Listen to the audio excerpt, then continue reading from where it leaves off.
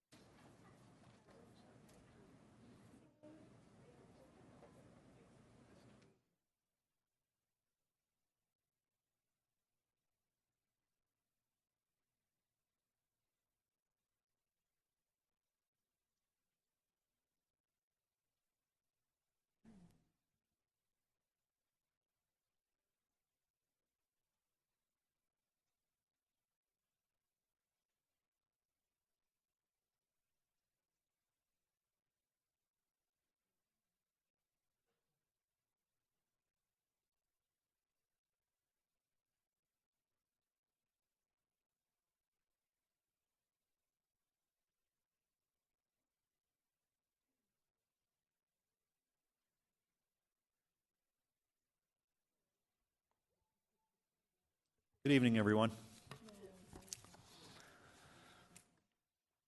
This is the Rapid City Council meeting of October 3rd, 2016. We will start with roll call and determination of quorum.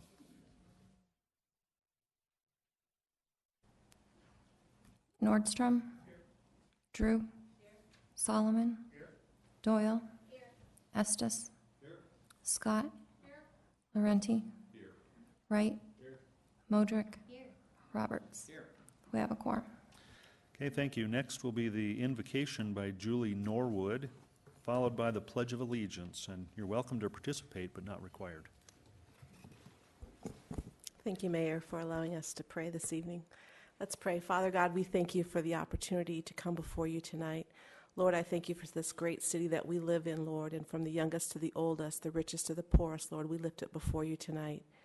We thank you, Father, that you have everything under your sovereign control. So help us, Lord, to know what is right. Remind us that we are our brother's keeper.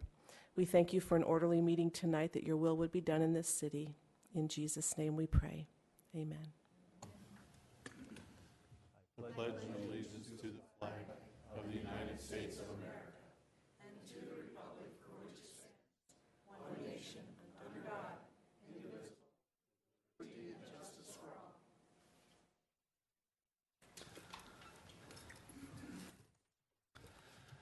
Thank you, everyone. Now we'll move on to adoption of the agenda. Okay, we have a motion and a second. We'll go to Amanda Scott.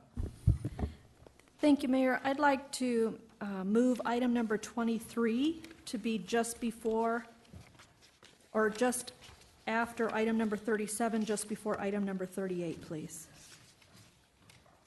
Okay. And Brad Estes. Thank you, Mr. Mayor. I'd like to add an executive session just prior to item number 37.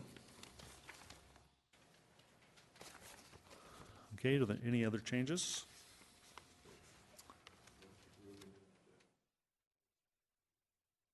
Okay, we have a motion to approve the amended agenda and a second. All in favor of the amended agenda, say aye. Aye.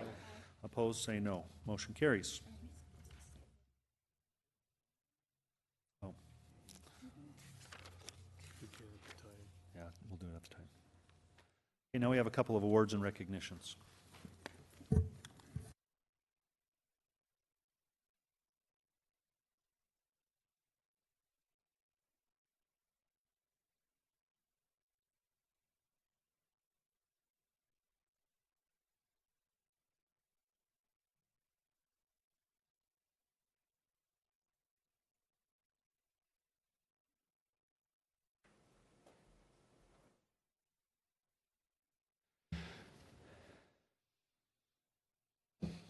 Well, today is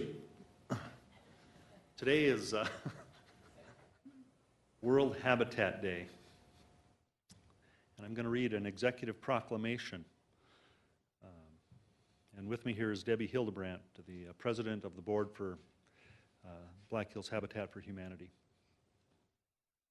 Whereas on a global scale, roughly 1 in 4 people live in conditions that harm their health, safety, prosperity, and opportunities. And whereas on a local level, 1,186 people were homeless in South Dakota in 2016. And whereas secure tenure not only facilitates opportunities for investment and wealth accumulation, but also provides a source of identity, status, and political power, and serves as a basis for the pursuit of other rights. And whereas the United Nations General Assembly has declared the first Monday in October as World Habitat Day, a time to unite in a worldwide effort to eradicate poverty housing. By raising awareness and advocating for universal, decent housing, we can change the systems that reinforce poverty housing and make affordable homes a reality for all. And whereas, in recognition of World Habitat Day 2016, Black Hills Area Habitat for Humanity will continue to build and preserve simple, decent, affordable housing for families in the Black Hills, and will continue to address the lack of decent housing around the world while reducing the environmental impact by recycling building materials through habitat restores.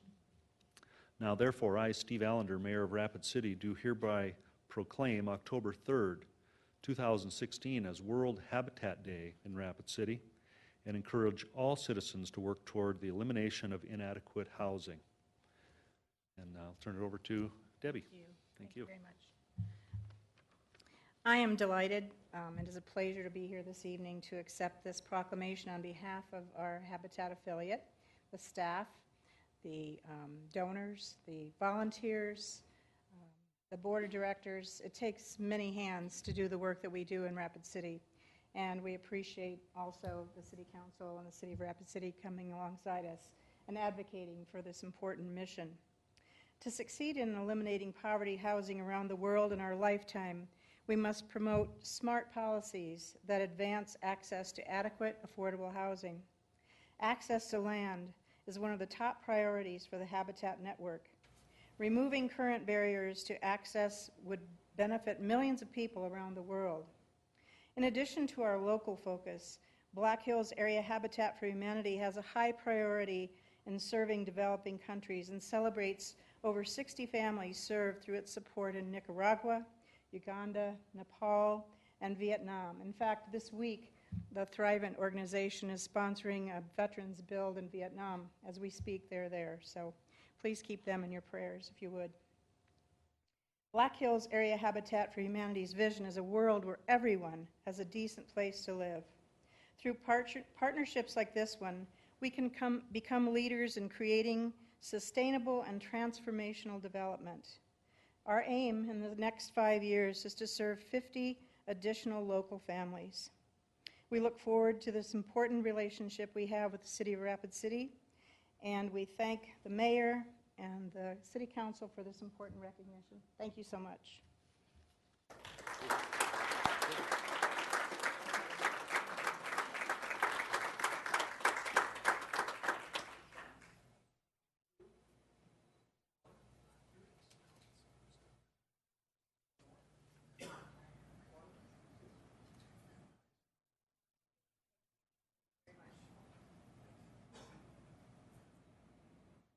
And now I'd like to introduce Brian Jenner, representing the National Society of Professional Engineers. Mr. Mayor. As the mayor said, my name is Brian Jenner.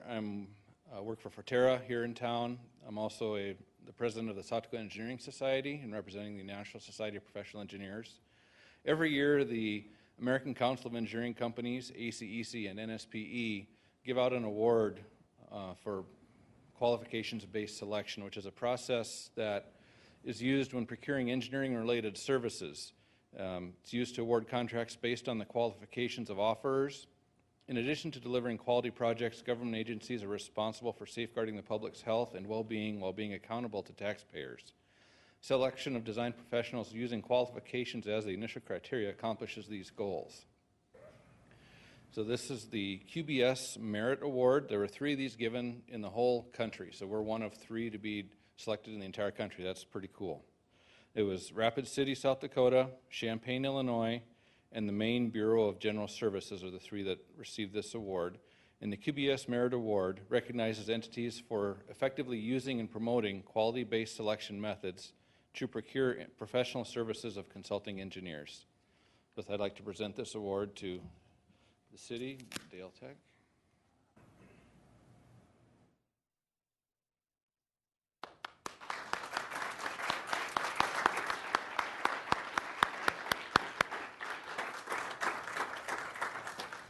And now I'd like to introduce City Engineer and Acting Public Works Director Dale Tech. Thank you, Mayor. This is something that the city truly needs to be proud of. The City Council has supported qualification-based selection for all of our design professionals, both in the building service as well as engineering. So this is a hard-earned accomplishment that the city should be very proud of.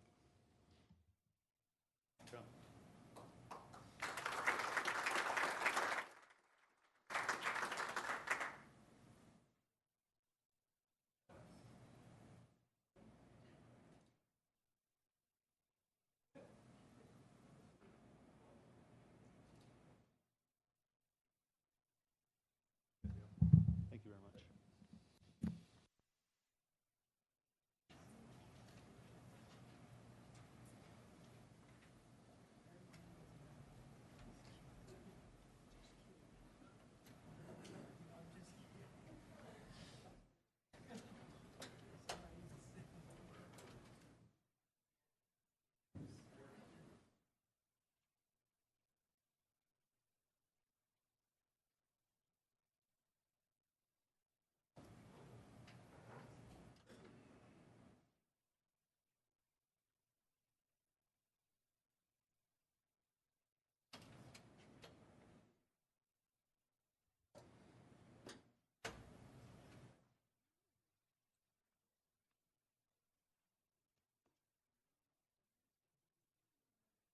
Next is the time for general public comment. There are no general public comments. There are some speaker request forms for specific agenda items. So we'll go on to non-public hearing items, items 3 through 35, and we'll open the public comment period on items 3 through 25. So speaker request form from Deborah Jensen on item 22. You have 3 minutes.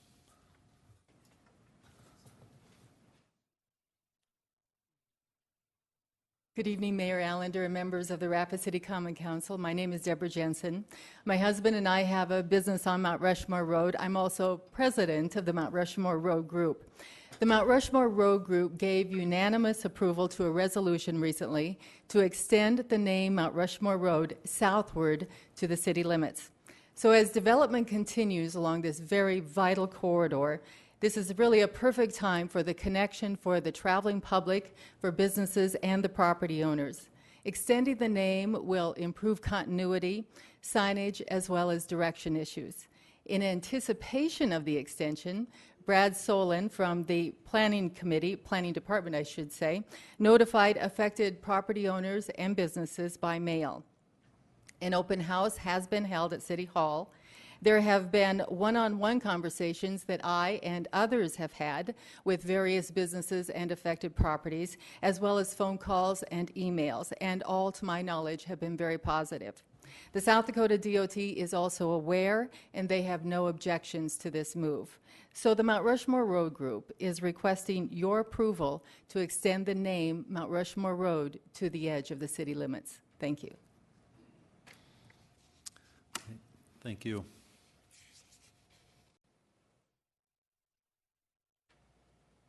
Now we'll move on to consent items, items 3 through 25. If the council would like to pull any of these items off the consent calendar, they may do so. We'll go to Richie Nordstrom. Thank you, Mayor. Item 25, please.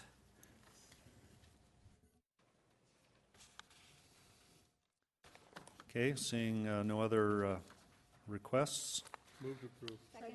Okay, we have a motion and a second to approve the consent items with the exception of item 25. All in favor of that motion, say aye. Aye. Opposed, say no. Motion carries.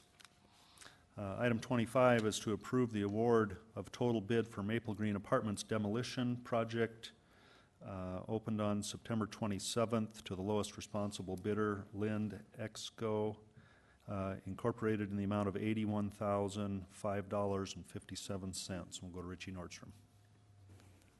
Thank you, Mayor. I'll make the motion to approve this item. Second. Okay, we have a motion and a second on item 25. Mayor, I just wanted to applaud the staff for coming up with the amount that was reported here on this agenda item. Originally, we started off in the neighborhood of estimating at about $200,000 to remove this building and structure. So I just wanted to applaud the staff for coming up with this bid, and also the business community for working with the staff and in partnership with the city to come up with this bid. So my accolades to everyone involved. Thank you, Mayor. Okay, thank you. And just for fun, let's go to City Engineer Dale Tech and give us a brief rundown on the range of bids for this project. Thank you, Mayor. There were a good number of bids, and when you have that many bidders bidding on a project, you're going to get some competitive prices. So the original estimate was $200,000, and I believe the high bid that we received was $163,000, and the winning bid was $81,000, so nearly $80,000 swing in bid prices there. So a lot of it has to do, I believe, with the time of the year. A lot of construction projects are winding down for the year. This will fit in nicely with people's winter work, if you will. So that's why I believe that we had a very competitive bid opening. Great, thank you. So, motion on the table is for approval of item 25. All in favor of that motion, say aye. Aye. Opposed, say no. Motion carries. Now on to the non-consent items, items 26 through 33. We'll open public comment on those items, and we have speaker request from Richard Bray for item 28.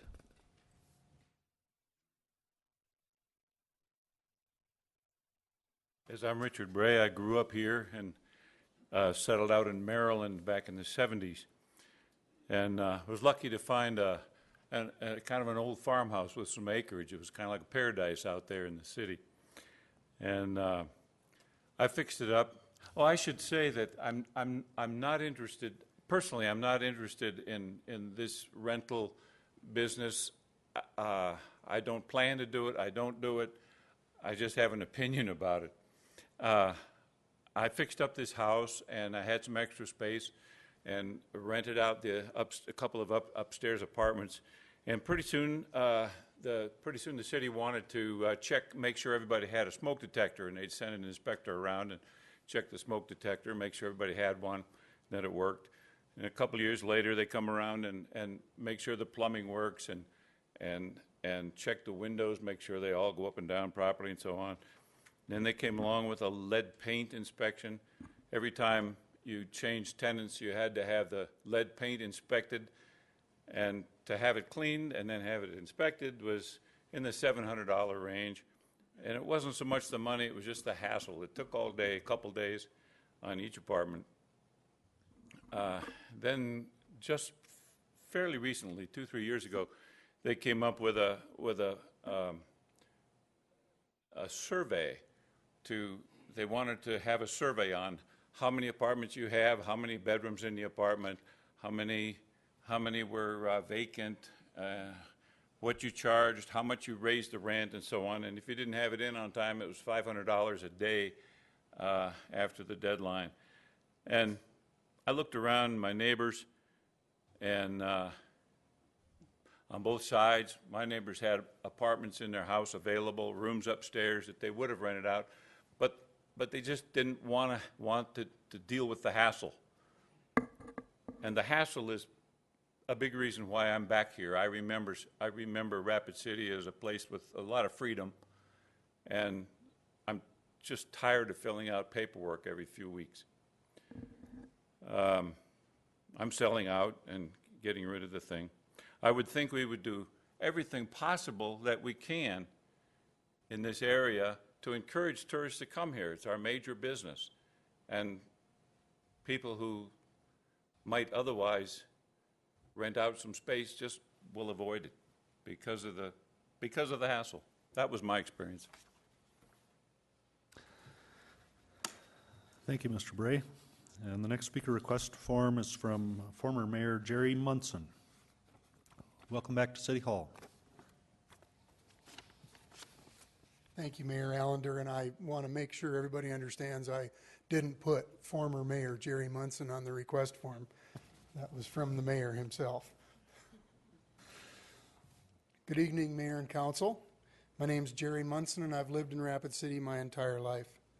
I applaud the efforts of you and your staff to bring this ordinance as it relates to bed and breakfast. I'm in agreement with and I enthusiastically support 95% of the proposed language. Off-street parking, inspections, licensing by State Health and State Department of Revenue are all good, and I'm doing them. Having a permit is very good. Having a criminal penalty for those who operate without a permit is also very good. I am first and foremost a homeowner and a resident for 58 years now in the same house. I do not want a party house across the street. The part of this ordinance that I do disagree with, however, is the conditional use permit requirement for more than 2 bedrooms. Conditional use assumes that operators like me are just a problem waiting to be permitted. That's not the reality at all. Any quality operator will vigorously protect their business. You have the biggest and only hammer you need right in this ordinance. Too many legitimate complaints? Revoke the permit. Shoddy operators, unsafe conditions? Revoke the permit. Parking issues, loud parties? Revoke the permit. You're never going to have enough money. When I was mayor, we had an infrastructure need of Rapid City roads that was $500 million, and 250 of that was critical need. Okay? You got vision requests. You got in the paper the other day the YFS article about meeting and expanding need, and they're coming to you for $4 million from your vision fund. I also got something at home about that from YFS, and I'm for them, by the way. You're also looking at what, $100 million for the Civic Center coming around the corner? Pretty likely, if you're going to do much of anything over there, it's going to be $100 million. Quality operators can help you get there. I collect 9% sales tax from every guest, and after the state keeps theirs, you get the rest. Every guest I've hosted so far spends money downtown. Firehouse is a favorite in our shops, grocery stores, and businesses. That's more taxes for you. As a host, I've spent almost $10,000 just since August to upgrade and improve my home to accommodate guests, and you guessed it, that money is all taxed, and you get your share of that too.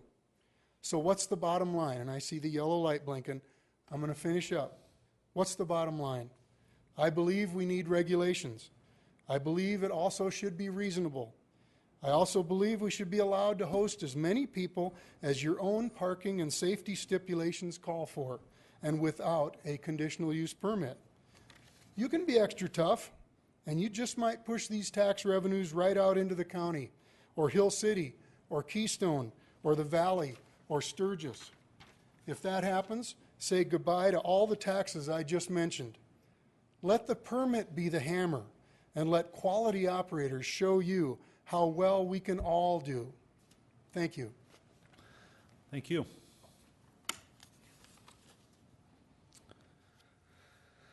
That'll close the public comment period on this section of the agenda, and we'll go into ordinances, number 26, and we'll go to our Legal Finance Chair, John Roberts. Thank you, Mr. Mayor. Second reading of Ordinance 6138, an ordinance amending the Code Enforcement Appeal Procedure by repealing Chapter 8.01 of the Rapid City Municipal Code, adopting Section 2.24.065 of the Rapid City Municipal Code, and amending Sections 2.24.020 and 8.16.050 and 10.56.060 and 10.56.065 of the Rapid City Municipal Code, and I recommend approval. Okay, motion and a second for approval of 26. All in favor of that motion, say aye. Aye. Opposed, say no. Motion carries. Next item, please.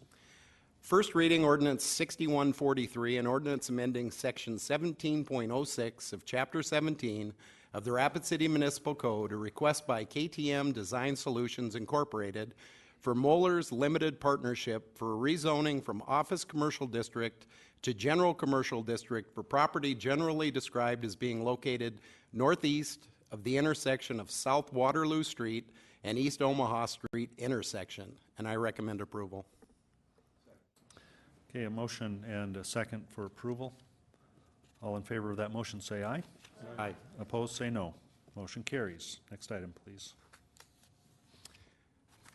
Item 28, first reading of ordinance number 6140, an ordinance to adopt regulations governing short-term rentals by adopting and amending provisions in Title 17 of the Rapid City Municipal Code, and I am not going to make a recommendation at this time. Okay, we'll go to Jason Solomon. Thank you, Mr. Mayor. May I please ask a question of Vicki Fisher while she's here? Is that possible? Yes.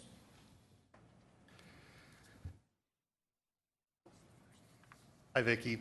Hi. So, am I right in understanding that this regulation, actually as of right now, short-term rentals as we know them, like Airbnbs, are actually not allowed by the city, and that this regulation actually provides a path to make that happen? Am I understanding that correctly? Close. Okay. Currently, our regulations have a provision for a bed and breakfast, and that requires a conditional use permit regardless of the size. Those all go before the Planning Commission. If the decision of the Planning Commission is appealed, it would then go to council. What we've realized, though, is that there are trends throughout our nation that have landed in Rapid City, and that those include smaller B&Bs, sometimes known as an Airbnb, or also a vacation home rental, where the person's no longer living in the property, but they're renting it out maybe for a few days or a week at a time, and they're not on the property at that time. And our ordinance, as it stands today, would not allow a vacation home rental. Every bed and breakfast, regardless of size, requires a conditional use permit before the planning commission, rather. If you would like me to expand upon that, I can kind of get to, Mayor, and I will keep it short here. We have an ordinance before you right now that has tried to break this down similar to how we do other home occupations, whether it be a daycare or someone who's got a beauty salon we've got provisions in our ordinance right now where you can come in and get a certificate and you can operate without notifying your neighbors, and as long as you operate by those rules and there's no complaints, you continue. But if you meet a threshold where now parking may become an issue, or traffic, or just the number of occupants of the property creates noise and other odor nuisances, that those always require a conditional use permit to bring the neighborhood in. And looking at what other communities have done, we've tried to mirror that in Rapid City for our bed and breakfasts. And what we came up with is that based on parking primarily, if you've got 2 bedrooms that you're going to be renting out for a bed and breakfast, that means you're there on the property too, you're operating it. Our ordinance requires 2 parking spaces for the home use and then 1 for each bedroom. That's 4. Most homes in this town would have a 2-stall garage and a parking pad behind the garage, meaning 4. So beyond that, typically is going to have a parking issue. Those would require a conditional use permit. With the vacation home, there is no operator of the facility. So you take the same scenario. If you've got 3 bedrooms, which is a lot of 3-bedroom, 1- and 2-bath homes in Rapid City, they would then be able to rent all 3 of those rooms, and they would have parking, 1 parking space per sleeping room, and that would be met as a part of it. That's how we came to what requires a permit versus what requires the neighborhood getting notified with a conditional use permit process, and then following up with the permit. You know, I thought Mayor Munson brought up a good point, and I wonder if we are being maybe too heavy-handed with this ordinance. I like what we're trying to do, but could we word it in such a way that it's based on your parking and the room and the rooms that you have in your home, versus automatically just saying 2 bedrooms and below? Is there any way to loosen that up so that it's appropriate depending on the situation? And I do appreciate what he said, and certainly saw some validity behind his particular situation. The issue is that if you've got 5 bedrooms and you've got 2 parking spaces for you and 5 more for your guests, that's 7 cars coming and going from that property. Not only is it a parking issue, it also can create a traffic issue in that neighborhood. And as we all know, a lot of uses that come before you are because the neighborhood's concerned with the traffic that it's generating. So again, it kind of parlays into, if you've got more and more people on that property and you've got a backyard that they're enjoying a fire pit in the evening or a barbecue, the more people you have in there, the more it jeopardizes the character of the single-family residential development that we are trying to preserve. It's meeting that balance. I'm about out of time, so I'll yield the floor. Thank you, Vicki. Now we'll go to Jerry Wright. Thank you, Mayor. Vicki, you may sit down. I don't have any pointed questions for you, I don't think. I think it's important that our community understand that the reason this is before us is that there have been problems related to the use of homes for rental to people. Had there been no problem, we would never have seen it. But now that we have to deal with it. And I tend to agree with the other members of the council that I don't think we're quite ready to act this ordinance into effect or even pass first reading. I have some questions, like, for instance, a lot in line with Mayor Munson's comments. If we are going to do this, what is the enforcement means that we're going to do it? And I do believe that we need to have a standard that we would check against an operation in accordance to the ordinances and jurisdictions that we have. I think there's some confusion on the community. For instance, I believe that the comment on smoke detectors and lead paint, I'm willing to bet came from the state or some other entity, and yet the cities get nailed for it. So I think we need to be clear of what we're doing and why. I also think that if this is an approved operation, non-transferable, it's going on without negative impacts, it's just, I'd say, automatically renewed until it's okayed, or until it's either transferred or problems are rated. Parking is always our issue. I know that the Hall Street, I remember right, people are parking in front of the driveway, parking in front of fire hydrants, that kind of stuff. The other issue in this is there's 14 days. The people need to understand we don't have jurisdiction on that because of the state. I think the site plan and so forth should be reviewed by our staff and verified that it meets what we have jurisdiction over, and as long as they comply, they're fine. And I agree again with Mayor Munson. If there are complaints and there are problems, the issue that's taken is the permit is taken and gone and lost. Otherwise, let them be. We are defining a bed and breakfast, a vacation home, and short-term. We're defining them by use. In our ordinance, we have bed and breakfast, vacation homes, and we're talking about short-term. Are we going to have to come back again if someone comes in with a bed and supper? Possibly. So I think what we need to do is step back a little bit and define this as what we're trying to do and why. It's because the issues related to temporary rental out causes problems with people that are neighbors. So I think we go to the permit only, and I don't want another shingle sham, as I called it in my notes, and I think we should wait until we take action. We need to work on it more. Thank you. Now, Steve Laurenti. Thank you, Mayor. And Vicki, if you would, please, for me. I've been thinking long and hard on this one. I've been sitting on the fence, if you will. No pun intended there. But my question for you is, and my understanding is that this has come forward, and we sent this back to staff because there were complaints from neighbors. Is that fair to say? Yes. Do we have any idea the quantity of complaints that we receive related to Airbnbs or vacation homes?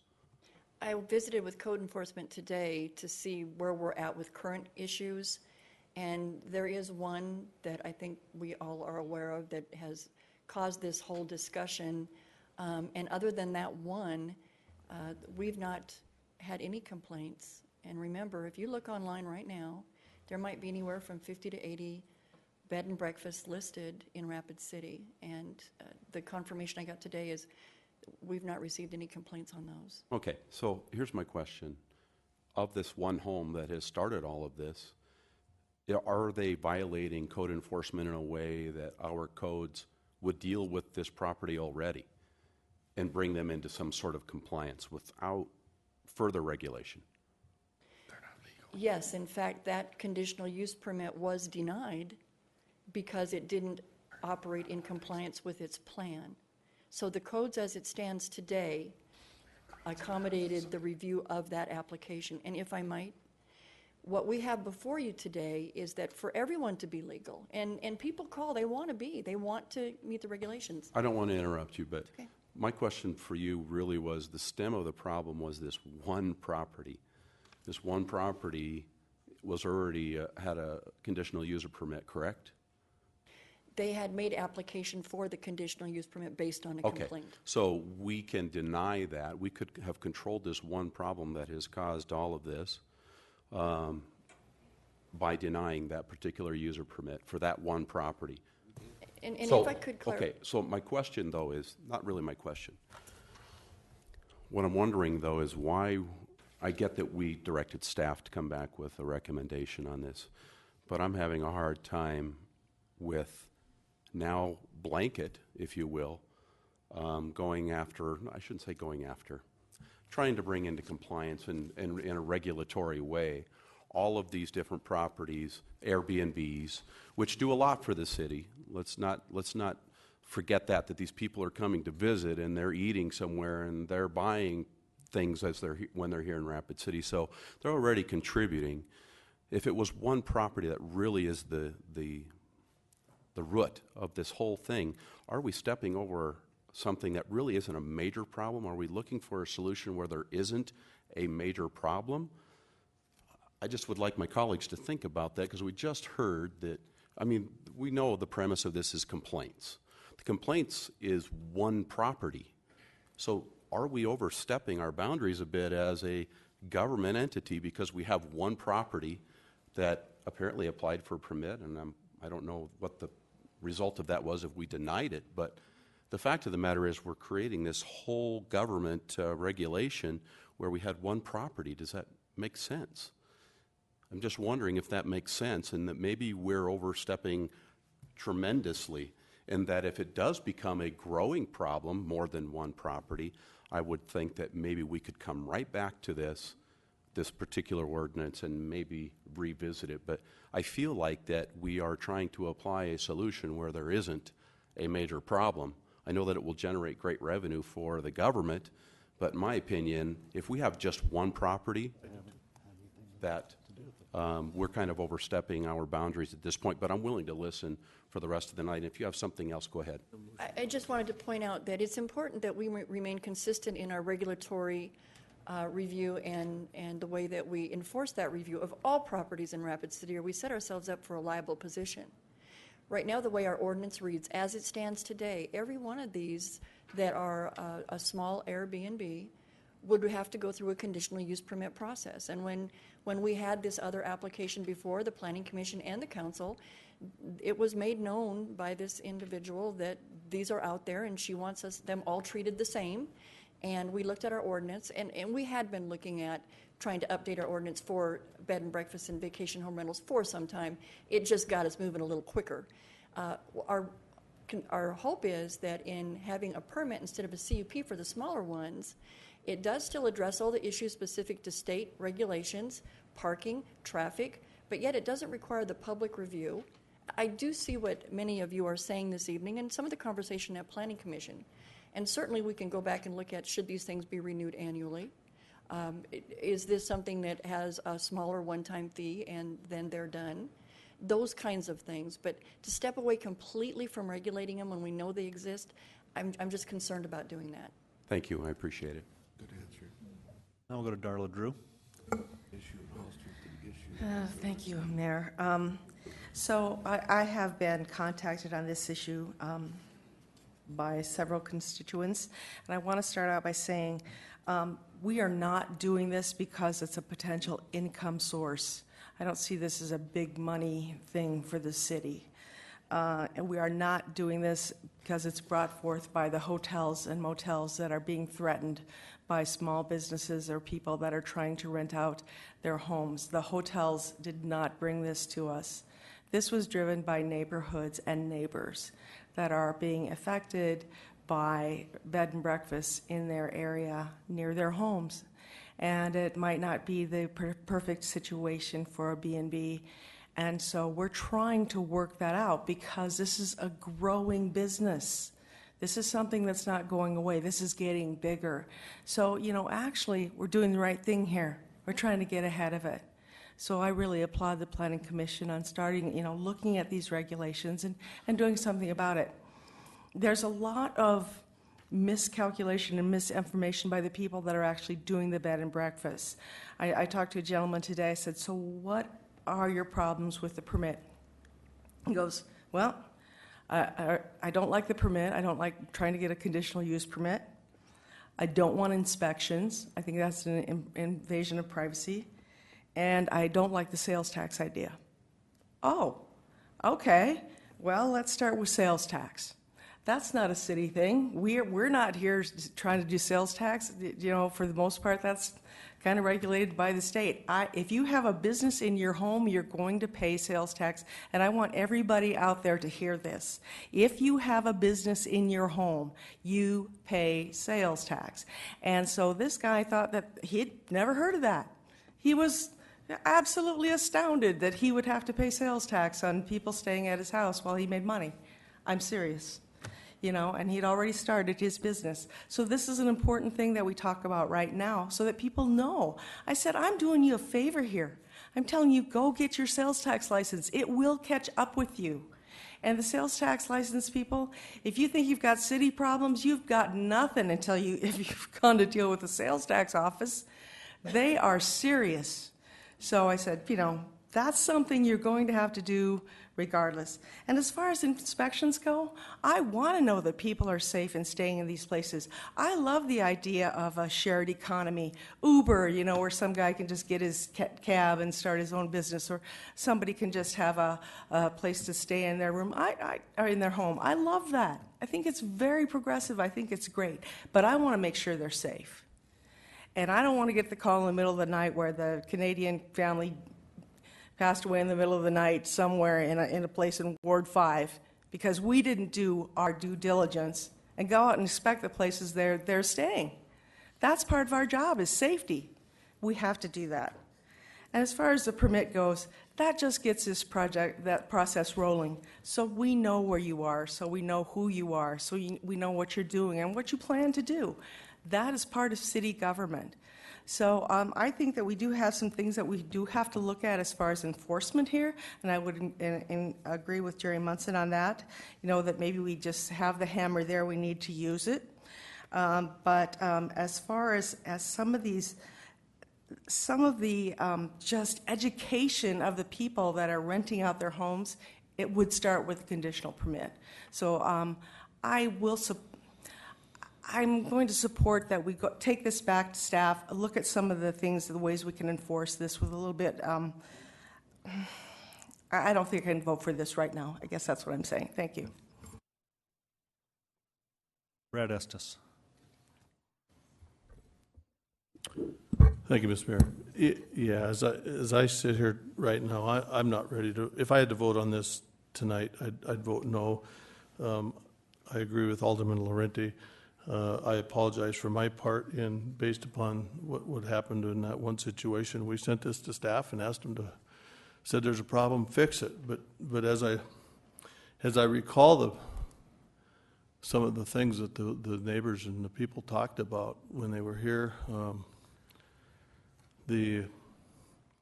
one of the guests in the house next door came and knocked on the wrong door. Well, you can't formulate an ordinance to keep that from happening. That's just an unfortunate mistake. And this ordinance doesn't fix that. One of the household members parked in front of blocked a fire hydrant. The neighbors were mad. They took a picture. Well, you can't. We already have laws for that. And code enforcement, by the time you come, you'd have to call the police. This ordinance doesn't fix that. We already have laws. You're not supposed to block the fire department. Right now for me, and I take a little pride in thinking that I come to these meetings prepared, and I've read this and it's got lines crossed out and everything. To try to understand this 38-page document, for me right now it doesn't meet the McDonald's test, and that means that tomorrow morning if I passed it, I couldn't explain to somebody having coffee at McDonald's the merits and the ins and outs and everything of this ordinance, and I'm just not ready. And I think right now, if I understand, if we give somebody a permit, that doesn't mean that we've gone and inspected that home. And I think that when you issue a permit to somebody and a guest is staying in that house and it is permitted by the city, that they would have some type of implied thought that it meets life safety and it has egress windows and all that. And there's none of that. All we're doing is issuing a piece of paper.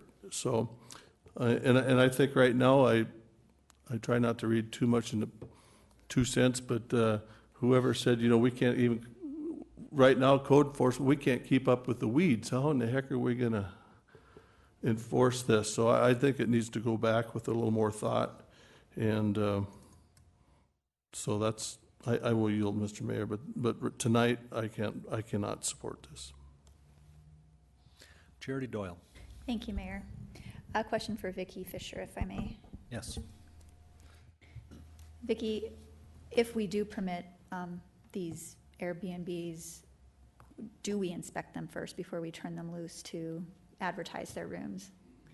So the ordinance as it reads today says that whether you're getting a short-term rental permit or the conditional use permit and then the short-term rental permit, it requires that you bring forward the certificate from the State Department of Health, which does go in. They are educated to go into the facility to check to make sure that there's ingress and egress and more than one way in and out, and at the windows and the linoleum and the linen and the silverware and the frayed cords on any of that is required. We won't duplicate that effort, nor are we educated to go in and look at those things as planners. We will, however, visit every site, and we will look at the things that we are charged with looking at. We'll ensure that the parking meets the requirements. If they're saying they've got fencing and a buffer between them and the neighborhood, we will go look at that, as we do every conditional use permit or land use application that we review for the city. Okay. All the homes that we do see on the websites right now are not operating legally. That's correct. This would allow them to operate legally. Would that include the property that really brought this to the forefront and helped us realize that this is a major industry nationwide? Yes, that applicant, that property owner would have the ability to come in and make the same applications as all those others. And thank you. That's a very, very important point, that just by not acting on this ordinance doesn't take all of those existing bed and breakfasts, whether they're your more conventional ones or what we commonly call an Airbnb, they're in violation of the Rapid City Municipal Code today. And we want to help them become compliant, and we're trying to work with you folks to create an ordinance that would allow them to do that through a permitting process without having the necessary full-fledged conditional use permit when they're operating well within the confines of some design parameters. And that's what we're really here to discuss with you, is what are those design parameters? So it did start out as this one complaint, but then as we looked into it, we realized what was going on, talked to more people, and now it sounds to me like more of the people that are running these operations want to be doing it for the most part. Maybe Darla's friend, our person notwithstanding. So we are trying to create a pathway to do that, which I do appreciate. One question I have been having a hard time reconciling, and perhaps you can lend, I'm sure you guys thought of this, is that, you know, these homes that they don't start out as vacation homes, they start out as somebody's home. So you live next to a home with many bedrooms, most cases. Those bedrooms at some point are going to be full with children who grow up and have vehicles and all that. So why would the vacation home be treated any different than the family's home?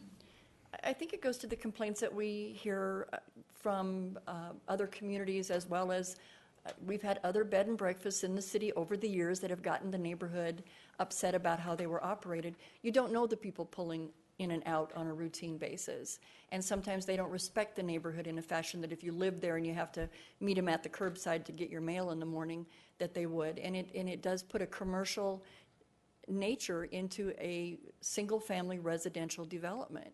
And that can have a definite impact on someone's enjoyment of their home when they know there's a business across the street or next door. Okay. And then the other question I have is on enforcement. When we talk about this not being required for 14 days or less, if they're there for 15 days, how are we going to know? I mean, I'm dealing with something right now in my ward with some allegations that single-family homes have been converted into quad homes, not legally, and if you don't let the city in the house, you're not going to get the answer to that. So how do we really enforce that? I mean, is it just words on paper? I mean... In visiting with code enforcement, it's my understanding that most of their complaints come from a neighbor calling it in. And when we receive that complaint, we have to act on it. And this particular ordinance, because the director is given the ability to revoke the permit on the spot, then that would go directly to our department, where the director could look at whether or not it was creating safety or health issues, and they could revoke it or suspend it and give them the opportunity to come before council, and you as council would make the final decision as to whether or not they could continue operating. Okay, it looks like I have to yield. Thank you. John Roberts. Thank you, Mr. Mayor. Starting out, I want to thank Alderwoman Drew for bringing up the sales tax issue on this. I've talked to quite a few people on this issue, you know, and as a business owner, I have to pay my sales tax. I don't want to not pay my sales tax, and I stay compliant with all the licenses that the state asks me to get. But unfortunately, if you look across the board with the Airbnbs, I think that Mr. Munson and a few other people are the ones that are doing it the right way, and they're probably getting punished for doing it the right way. So how do we get everybody else into compliance that should be doing what they should be doing? Like Alderwoman Drew said, if you're running a business out of your home, you should be paying sales tax. We should know that you have the insurance that you need to have. We should know that your residence is safe for the people that are staying in your home, and also that you're being compliant with things that the neighbors may or may not be concerned about. You know, and I do really appreciate what the former mayor said about how this should be driven by complaints. You know, the more that regulation that we put on it, the more it costs the taxpayers, the more that it costs staff time, the more that, you know, it just becomes more regulatory and more difficult for everybody. But most of the people that I've talked to that do this, and especially the ones that do it that are in compliance with the state, they do want this permit. because they want everybody to be in compliance. And, you know, this one's really been difficult. It's really been, you know, we've gone back and forth on it. It started out, like you said, with one neighbor that was out of compliance, came in front of the Planning Commission, came in front of the City Council, still is to this day, a year later, out of compliance, you know, and there's really nothing that we could do about it. At least with the permitting process, we have that first step to start doing something about it. And as much as I dislike regulation, this is one permit that I think is important for Rapid City. I think there's some things we need to tweak on it. I think there's some things that we need to do with it. I think we're on the right pathway towards where we need to be. But I do support the permitting process. You know, I think, like I said, there could be a little bit of work done to it. But we need to get everybody into compliance and make a level playing field for everybody out there that's doing it. So, thank you. Okay, still no motion on item 28, going to Amanda Scott. Thank you, Mayor. May I ask a question or two of Carla Cushman, please? Yes. Carla, I'm going to go back to you because I believe you were at the Planning Commission when this first came out for the conditional use permit, and I'm going to run my memory by you. It seems to me that when it went to the Planning Commission, there were parking issues, and they needed to have a parking plan. And so the Planning Commission made the recommendation, I believe, to deny, and then it came to City Council because it was appealed, and the City Council upheld it. And really just a lot of, even a couple council members up here encouraged the owner to readdress the parking issue, to come into compliance and go ahead and get that conditional use permit. Is my memory correct?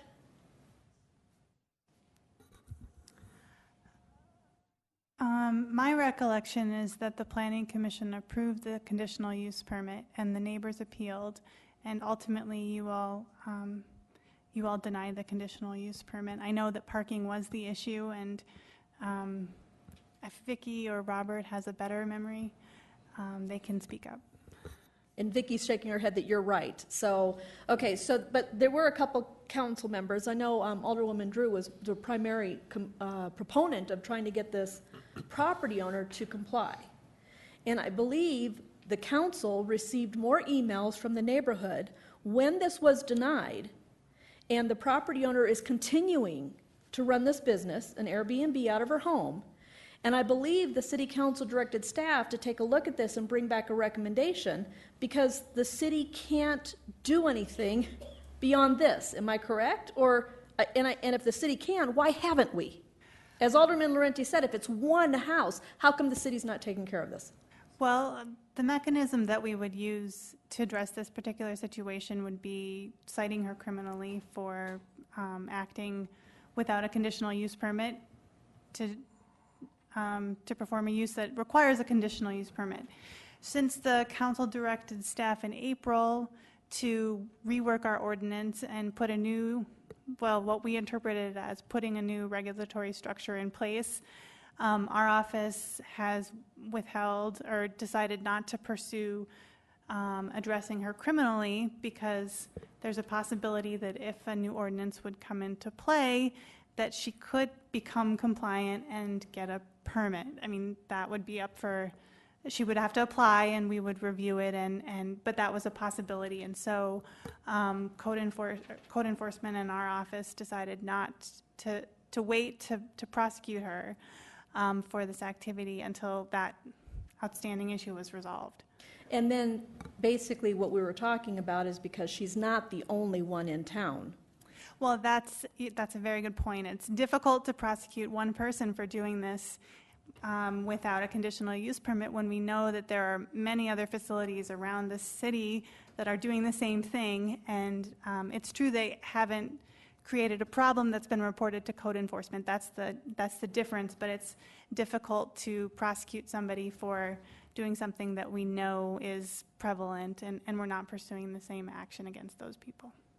If the city were to take action against her and she was trying to do the right thing because she did have a complaint against her to come in for a conditional use permit, and the city tried to bring charges against her criminally because she violated that, wouldn't the city have some type of obligation to actually take it upon the staff to research and start sending out and criminally processing anybody else that's currently running a business on Airbnb? I think she would definitely make that argument. I think that that is one position, yep. Okay, thank you, Carla. I just wanted to review from what I was remembering. This was not just simply a matter of trying to get a permit fee. This was not an issue of just trying to make more regulatory issues. This was to give the city staff a way to deal with this industry that, as I agree with Alderwoman Drew, this industry is going to continue to grow. And yes, we do want visitors to the Black Hills. We welcome everybody to come visit, because a lot of people who come to visit the Black Hills end up moving here and becoming permanent property owners that contribute to our sales tax base and everything else. So I don't see this as punitive. I agree with former Mayor Munson. I believe that this is a good thing. It may need to be tweaked, but you know, if somebody's going to send it back to staff, I think staff needs to know exactly what the city council wants tweaked in it. You can't just throw it back to staff and say, do better. So I encourage my peers to identify what they want tweaked in this. Thank you, Mayor. Richie Nordstrom. Thank you, Mayor. Excuse me. If I may make a motion to adopt the first reading? You can make that motion if you want. Thank you. If I will, it's to adopt the first reading of this ordinance. Let me look at it. 6138. That's my motion, is to adopt the first reading. So we have a motion to approve 6143. Ordinance 6140, or item number 28. Is there a second? I'll second. Okay, we have a second. Mayor, I just wanted to remind the council on a few things that if the council has some suggestions for staff for the tweaking part of it, so-called, this would be the time, the opportunity to have those recommendations and suggestions sent to the staff. Doesn't mean we have to come back in 2 weeks and then adopt a second reading. We can also continue and delay it. Another reminder is that the code enforcement folks, they can only go, and Jeff Barbier, if you would correct me if I'm mistaken on this, but the code enforcement people can only address issues on the outside of a house or outside of a person's home. So as getting entry into the structure, then that takes a whole nother avenue for getting someone from the city staff inside the home. Jeff, am I correct? Thank you. And then for me, this boils down to a couple of things. It's fairness. We treat everybody exactly the same, so that we aren't singling out one particular person from out the community. And then the other issue is life safety. For me, that's the largest issue, to have the city be aware that there are life safety issues that can be addressed from this permit process. Also keep in mind too that the state does come in and also does these inspections, so that doesn't mean that we as the city have to do a duplication unless we are specifically requested. But at this point, there is no demand upon the city to come in outside of the current statutes that we have now in place to do additional inspections, because we do not have the staff to do every thing that the state is already doing, so why do we need to duplicate that service? And then also the state is going to be looking at the fire safety issues as well. So everything is already covered under the state side of it, but I just want to reinforce that all the tweaking that needs to be done between now and the second reading should be directed to the staff on what those needs are. So that's the reason why I'm supporting the motion. Thank you, Mayor. Thank you. And now Jason Solomon. Thank you, Mr. Mayor. So I just want to make it clear, I'm in favor of encouraging short-term rentals, especially the ones who want to be good neighbors. So I think we need to find a way. Us as a council, doing nothing is not an option because we currently don't permit them. So right now, all these folks are operating illegally. I don't want them to. I want them to operate legally. I want them to be able to do this. I think we might have to loosen up some of the regulations that we have as part of this, and we can direct staff to do so. But again, I don't think doing nothing is an option for us. So keep that in mind as we vote. Thank you. Okay, now Jerry Wright for 2 minutes, 30 seconds. I'll speak against the motion because I think there's enough work here that should just go back to staff, and one of us or some of us can work with them and bring it back for an amended first reading. Thank you. I'm going to speak against the motion as is before us. Okay, John Roberts for 2 minutes. Thank you, Mr. Mayor. Can I direct a question to the city attorney? Yes. Carl, I have a question. You may or may not know this, but it's my understanding that the state does health and fire inspections for Airbnb or short-term rentals, correct? Am I correct on that? Yeah, that's true. Do you know, can the city of Rapid City get copies of those inspections so we know what's been inspected, because I know that, I have a feeling there's people on this council that want to know, if I suppose if there was any safety issues, they wouldn't give them a license to begin with. But that way we would have copies linked to our, permit. So, and I think that would just give a little more peace of mind to some of the people on this council, knowing what they've inspected, That's a good question. I don't know the answer. I will find out. Okay, thank you very much. I also would like to make a recommendation for hopefully somebody on this council that we go to 4 rooms instead of 2 rooms for the conditional use permit. And I'll tell you what my thinking is behind this. I think that the majority of the time, and Alderwoman Doyle brought it up, that most of these homes at one point or another had the parking in their homes. And, another point that I want to bring up on this is the majority of these, even if they have 3 or 4 rooms, aren't going to be full 100% of the time. So if you have 4 units, probably 50% of the time or more, they're only going to be half full. So we're looking at parking in a 4-unit of having the same parking as a 2-unit one. And I think that it's something that we could work on, like former Mayor Munson said. If we have issues with the parking after the fact, we can work on it then. So, thank you very much. Okay, thank you. The motion on the floor is for approval of item number 28. All in favor of that motion, say aye. Aye. Opposed? No. Roll call, please.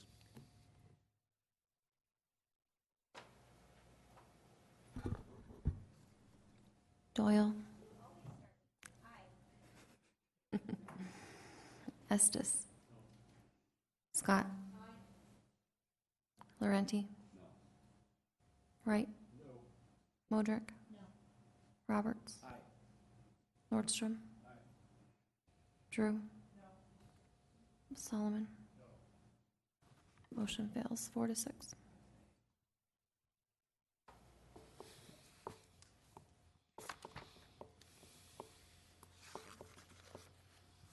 Okay, that motion failed. Okay, go ahead. And procedurally, fail, this is completely dead, or it's coming back? This has essentially been tabled? Because this was not a continuation. This was, we just murdered it. Yeah, I would say this is, So any of the tweaks that we wanted to entertain are now out the window, and well, it can be brought back as a new item on a future agenda. I think this item, as it stands on number 28, is dead. And so, yeah, it can be brought back. part of the challenge, Mayor, is that we have been guilty of this in the past, is not giving staff clear direction. They'll hone into one council person up here and think that an entire ordinance needs to be rewritten based on the words of that one alderperson. So we need to figure out a way to get those tweaks to staff appropriately and consensually so that their efforts are not once again wasted. Thank you. Well, thanks. I appreciate that, and I will take some responsibility too. I think there's a missing link perhaps on the whole issue of bringing ordinances forward, and I think some of that communication can be better facilitated from the mayor's office, and so I will meet with staff on this issue and to lay the items out on the table and see what is appropriate to bring back at a later time. And we'll make sure it has plenty of scrutiny in the meeting room before we get to the council room. Okay? Thank you. All right, so we are on to Community Planning and Development Services Department items, starting with item number 29, and we'll go to Public Works Committee Chair Charity Doyle. Thank you, Mayor. Item number 29 is an amendment to the comprehensive plan by adopting the Downtown Area Master Plan, which is the final plan. Request by the City of Rapid City to consider an application for an amendment to the comprehensive plan by adopting this final plan. I recommend approval. We have a motion and a second for approval. Brad Estes. Thank you, Mr. Mayor. When this, could I ask a question? Ask Sarah to come up to the podium, please? Yes. Thank you. At the Public Works meeting, I was the one that made the motion asking, because I want to vote, I want to vote for this. I guess I felt that as I went to quite a few of the public meetings, in my mind, the hottest topic was the reverse parking. And Sarah, could you and I talk today? Would it be fair to, I asked you, I said, would it be fair to say that out of all the public meetings and stuff, after the plan was completed and put out for public comment, the reverse parking probably made the most noise? Yes, I'd say of all the concepts that were presented in the plan, the reverse angle parking and the reduction was the most considered as being potentially contentious or something that we might want to look closer at, which is what the plan is recommending. Thank you. You know, and secondly, I want to thank you for all your work on this. And I, you know, this is, I get it. This is just a plan. This really lays out a lot of work for the city council. I think one of the first things we got to do is get involved in zoning and trying to so that people can make things happen downtown. And a lot of this stuff doesn't come into play until we change zoning and density increases and downtown can kind of become its own living and breathing thing without people having to drive through 3 lanes of traffic to get downtown to do their commerce. I just think it's really important that in some form or fashion to make sure that since you have public meetings and you ask people for their comments, that the portion that says that the public, you know, made it widely known or well known that they were not in favor of the reverse parking and have that memorialized somewhere.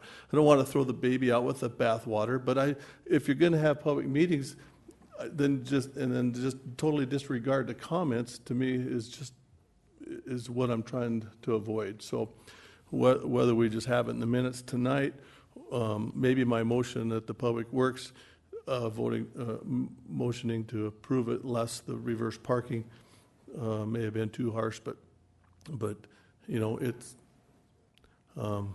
it's in the plan, and I don't like it, and I don't think I'm alone. So I'll leave it at that. Thanks. If I may, there is an appendix in the back of the plan which does summarize the public comments and does capture or memorialize, if you will, both sides of that, as well as the minutes for the Planning Commission meeting. There have been several news coverage stories, and we really do have a whole document for this, a whole file, really documenting the whole conversation that the city's been engaged in throughout this process. I appreciate that, but as you said, also the way that was documented in the back is that you had to interpret. People would write something on a sticky note, and after the meeting, you'd have to interpret somewhat what that meant. And I guess I didn't, from the public meetings that I was at and what I witnessed, I just didn't see the documentation of the pushback of that type of parking in the appendix, and I'll just leave it at that. Thank you.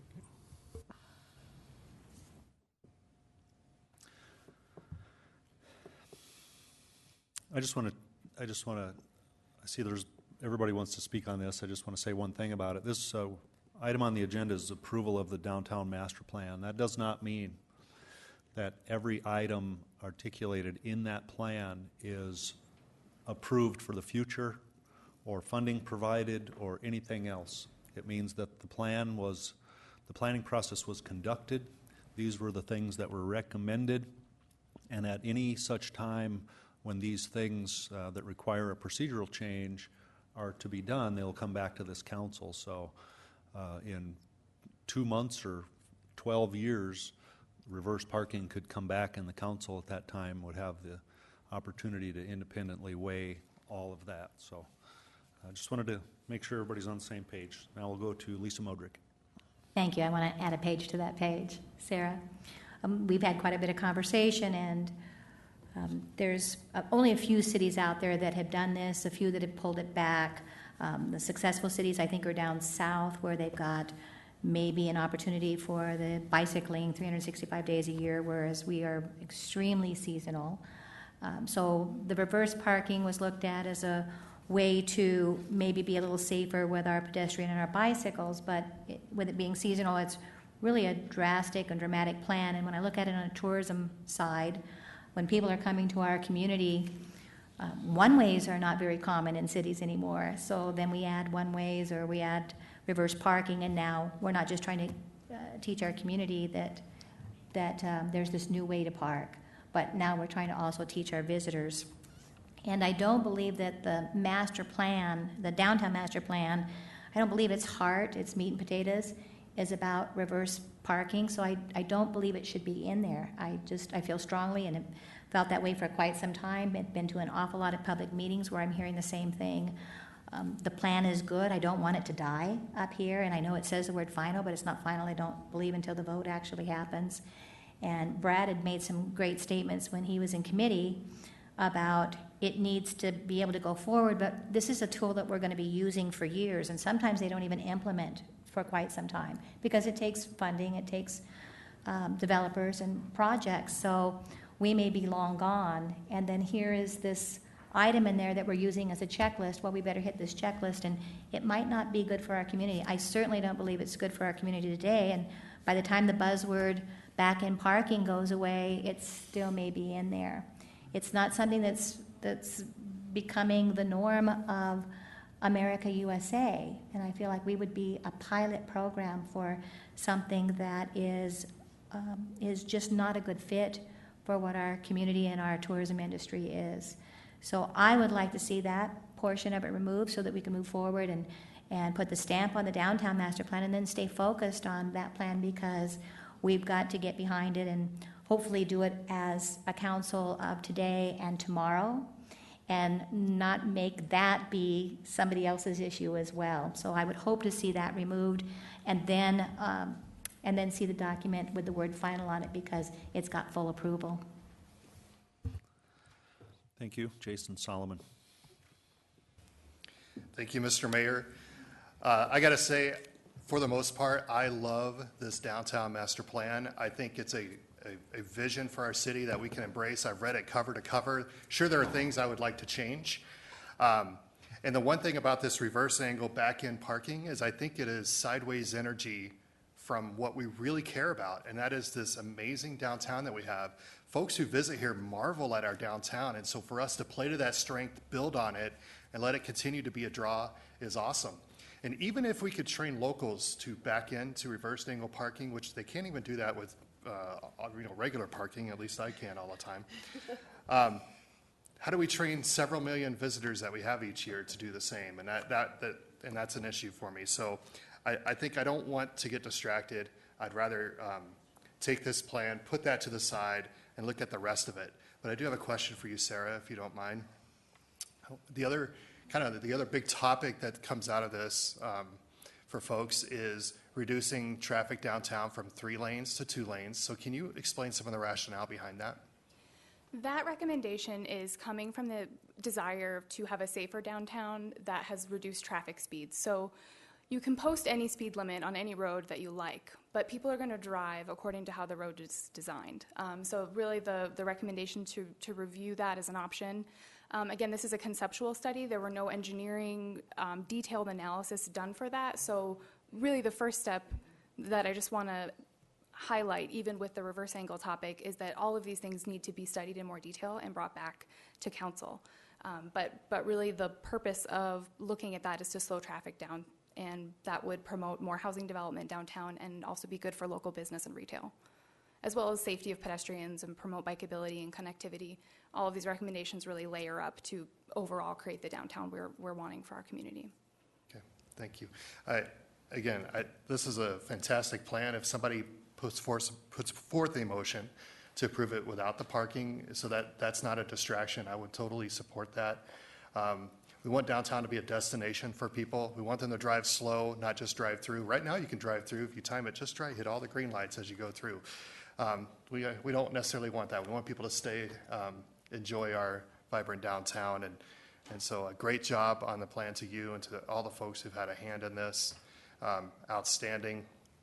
And I'm excited to actually see it not collect dust, but actually get put into action. Thank you. Richie Nordstrom.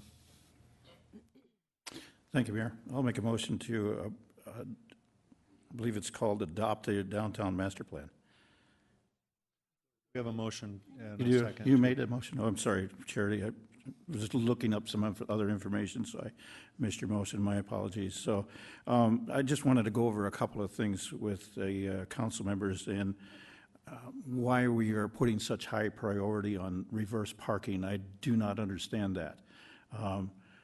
Basically, the soonest we'd be looking at reverse parking would be at least 5 years out, because the Omaha Street will be looked at much sooner than that in the overall context of everything, and that will play a part in our whole parking scheme as well.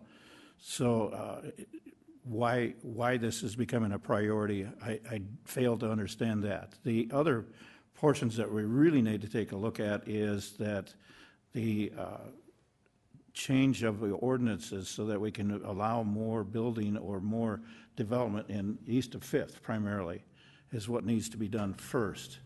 And if we can start addressing those and putting them on the top of our list instead of these other things that could be maybe looked at in the future. Not saying that we have to look at them, but maybe future council members want to take a look at it. I'm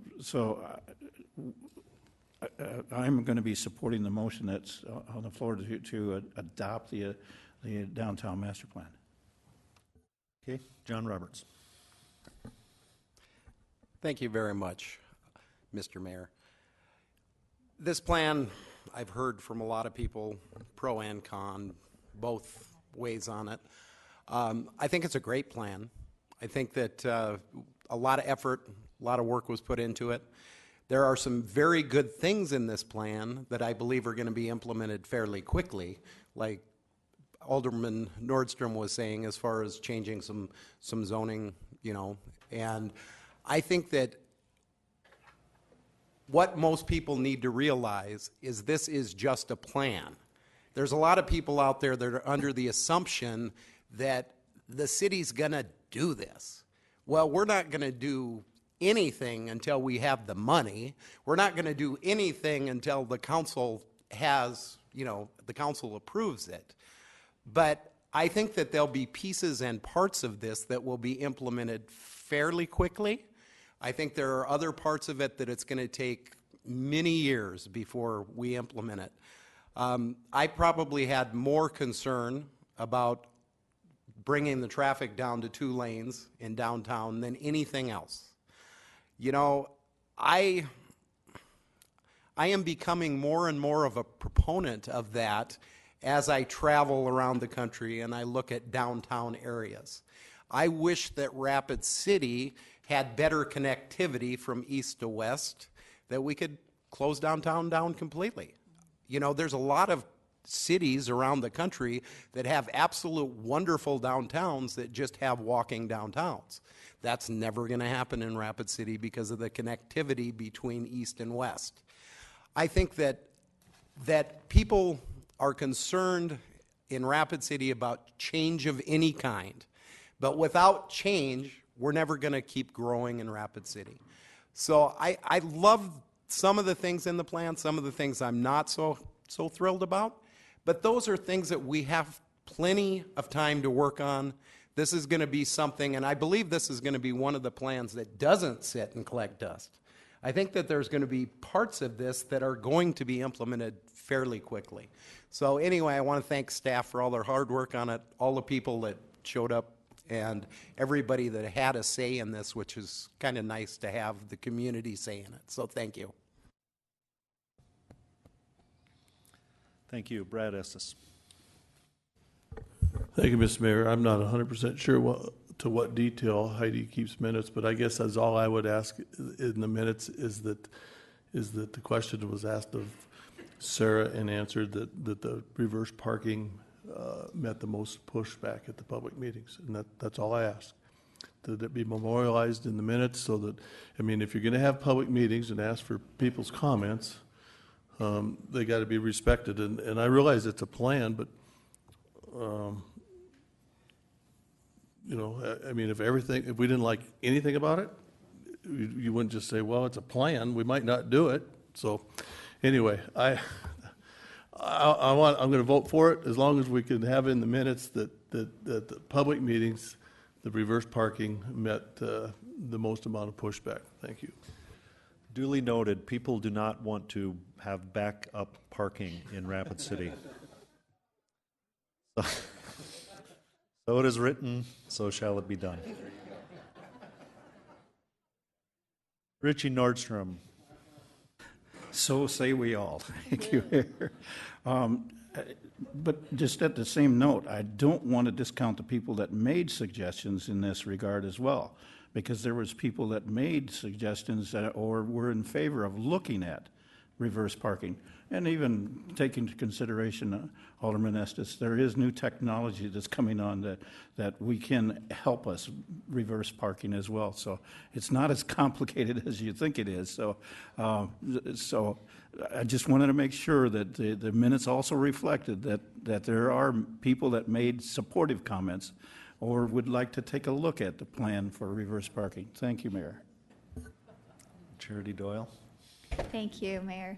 Or another way to look at it is when 5 or X number of years from now, we finally look at the parking component and do the plan, we now have a document of what was looked at so that we don't go through all of that again. And we're all gone and someone says, oh, what about reverse parking? And staff has to spend 20 days looking at it just to have us have the same debate. I'm just trying to save some time down the road because I know how much I would have appreciated that had prior councils done that for us. Thank you. Okay, motion on the floor is for adoption of the downtown master plan. All in favor of that motion, say aye. Aye. Opposed, say no. Motion carries. Next item, please.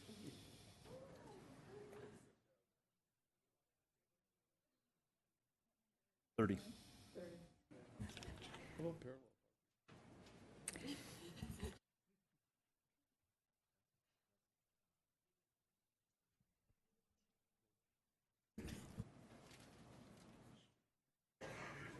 Item number 30. Thank you, Mayor. Item number 30 is a request by DC Scott Surveyors, Inc. for Wind River LLC for preliminary subdivision plan for proposed lot C3 and C4 of East 10-acre subdivision, generally described as being located at 3822 West Main. I make a motion to approve with stipulations. Okay, motion and a second for approval. All in favor of that motion, say aye. Aye. Opposed, say no. Motion carries.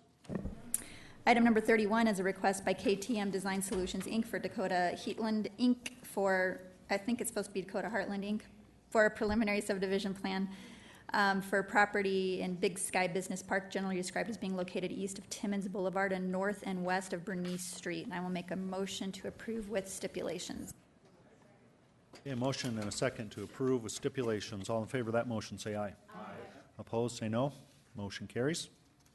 Item number 32 is a request by KTM Design Solutions, Inc. for WL Plastics Corp. for preliminary subdivision plan for proposed Lot 1 of Block 1 of Windy location subdivision, generally described as being located north of Dias Avenue and Seeger Drive intersection. I make a motion to approve with stipulations. Second.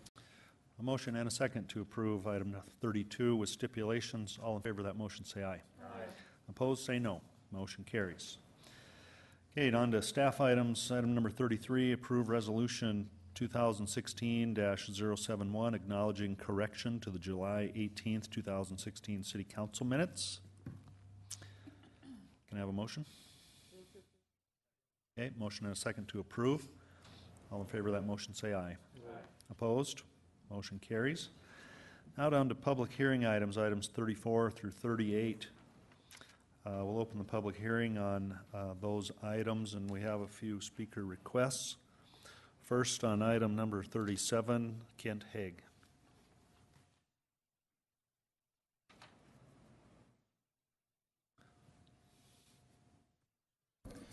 Thank you, Mayor. Good evening, Council. My name is Kent Haig from Rapid City, and I'm president of Altaterra Development Company. And tonight before you is a request to approve the reallocation of line item costs for TIF 70.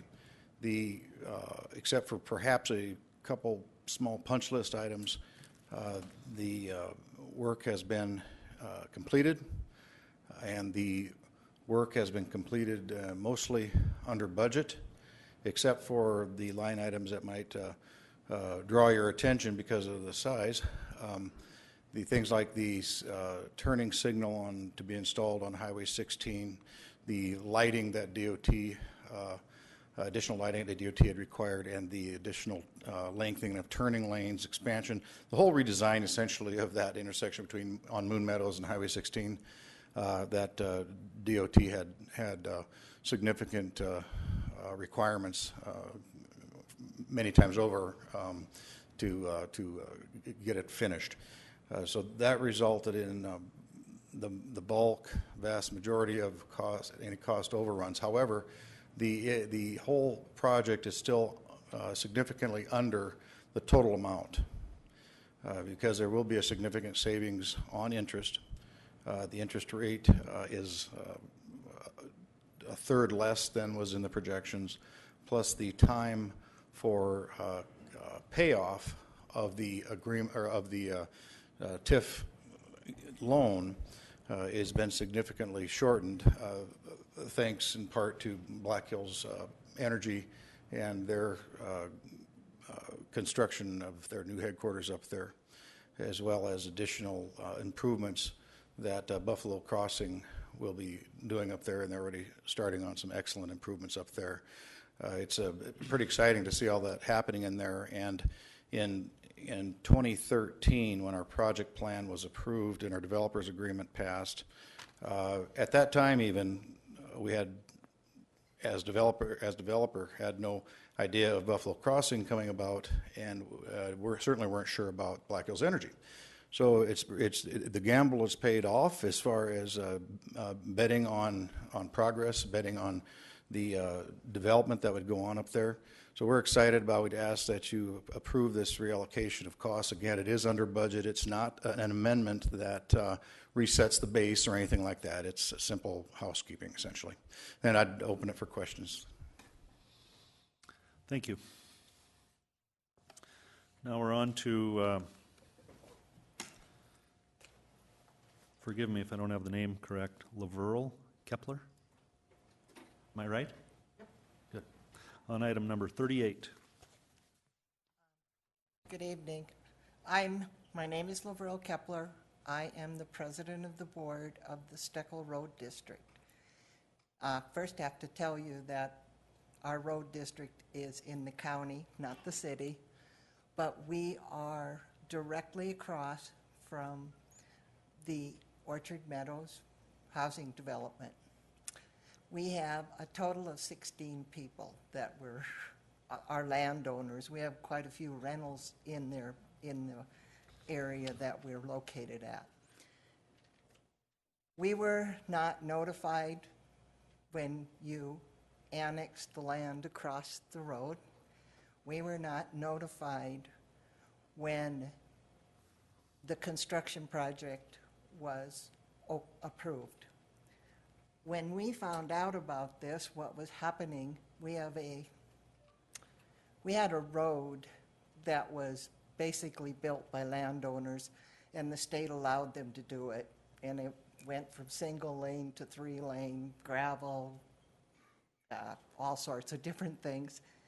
When we realized what was going on across the street was when the construction company companies started staging their trucks on our gravel road that we had to maintain. Through a lot of work with the city, the county, and the state, we finally got the state to approve a road for us. And the only caveat to that was we had to form a road district that would maintain the road. Now, Mr. Shafi is trying to get the TIF financing and the street light. As a road district, we have one way out of our, off of our road onto Highway 44. That's it. We have no way behind us, no way on the side of us, one way out. The only way out is our new approach off of 44, which is directly across from Elderberry Road. The land that you are talking about annexing abuts our road. What we would like to see, this has already created a safety issue for us. In fact, I almost got hit yesterday because when their project was done, where our approach is, they redid the turning lanes. We have one single turning lane. One goes to Elderberry, one comes into our approach now. We used to have 5, but the state had to take them out because they were actually illegal. They never should have been put there in the first place. So now we've got a turning lane this way and a turning lane this way and no light. And all you've got is a little bit of marking on the road. Needless to say, people are abusing it. And like I said, I almost had a head-on collision in that turning lane. So we really want the light, and we realize that all you're talking about is annexing the right-of-way on our side of the road and Highway 44. We are for this. We feel that you didn't consider us a long time ago when you approved all of this and annexed all of this, but we would like to be heard now as members of the road district. Please vote for the TIF. Thank you. You had us going. I thought for the first few minutes you were against it, and then you... No, I'm for it because we were never notified. Okay. And we are county, we realize that, but we're mostly elderly people. Okay, well, thank you. Thank you. And now, also on item number 38, Hani Shafi.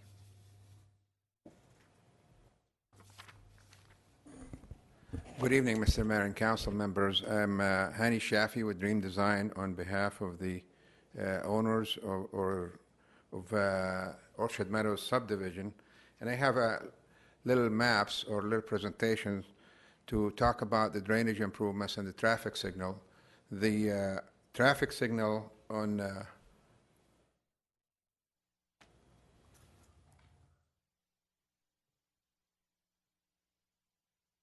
these are the improvements within the TIF. The red is the traffic signal. The blue is the channel. This is the TIF boundary. These are the costs involved. You already have seen that in the city's website. On this project, we have put in close to $10 million worth of improvements. Most of them are oversized, including 5-lane road coming into the subdivision, 12-inch water main loop, and we have constructed our own drainage channel on the east side of the property and a detention pond, over $500,000 worth of drainage improvements to handle our local drainage. These are the total costs in the projects. As you could see, we have spent over $10.2 million worth of improvements. As far as the drainage is concerned, the red is the existing channel where it was constructed in 1994 based on a 1991 adopted drainage basin plan. That channel is undersized and it floods the property that is currently outside the FEMA designated floodplain. These are some of the pictures of the flooding downstream and within the property. The picture on the left is downstream because the drainage from the channel goes into the Murphy Ditch, flooding homes downstream from Orchard Meadows subdivision. This is the driveway going into Dr. Joe Lytle house. And this is last year during a rainstorm, there's about 1 foot under water. The irrigation ditch on the right-hand side is full with water coming in from the channel. The left is a drainage channel that we constructed to handle our own drainage. You could see the water flowing from the irrigation ditch into that channel. As you go downstream towards the creek, that's the channel itself. And this is a detention pond. Incidentally, this detention pond is acting like this while the golf course on the other side of it is underwater, and the roads as Reservoir Road and Anderson Road were closed. So this detention pond has functioned as designed. This is some additional pictures of the flooding. This is where the channel dumps into the creek. This is the drainage basin plan. And then as far as other projects similar to this, these are all drainage improvements that were constructed by public. As far as the signal, these are folks that are 80 homes to the east of the Orchard Meadow subdivision. They have one access, and we're providing a second access to come in through the signal. These are some of the TIFs that included signals within them. All the signals that were constructed in the last 15 years, which are 21 signals, 9 of them were constructed by public funds, and 12 of them were constructed by TIFs as shown in this table. I'm available for any questions that you may have on these two topics. Thank you. Thank you. Now we'll close the public hearing on those items, and we'll go on to the consent public hearing items 34 through 36. Okay, we have a motion to approve and a second to approve items 34 through 36. All in favor of that motion, say aye. Aye. Opposed? Motion carries. Okay, and now we have a motion to... Okay, can we have a motion to go into executive session? So moved for Joel. Okay, moved and seconded, and this is for the purpose of SDCL 1-25-3, subsection something. Litigation and consult with legal counsel. Okay, we are in executive session.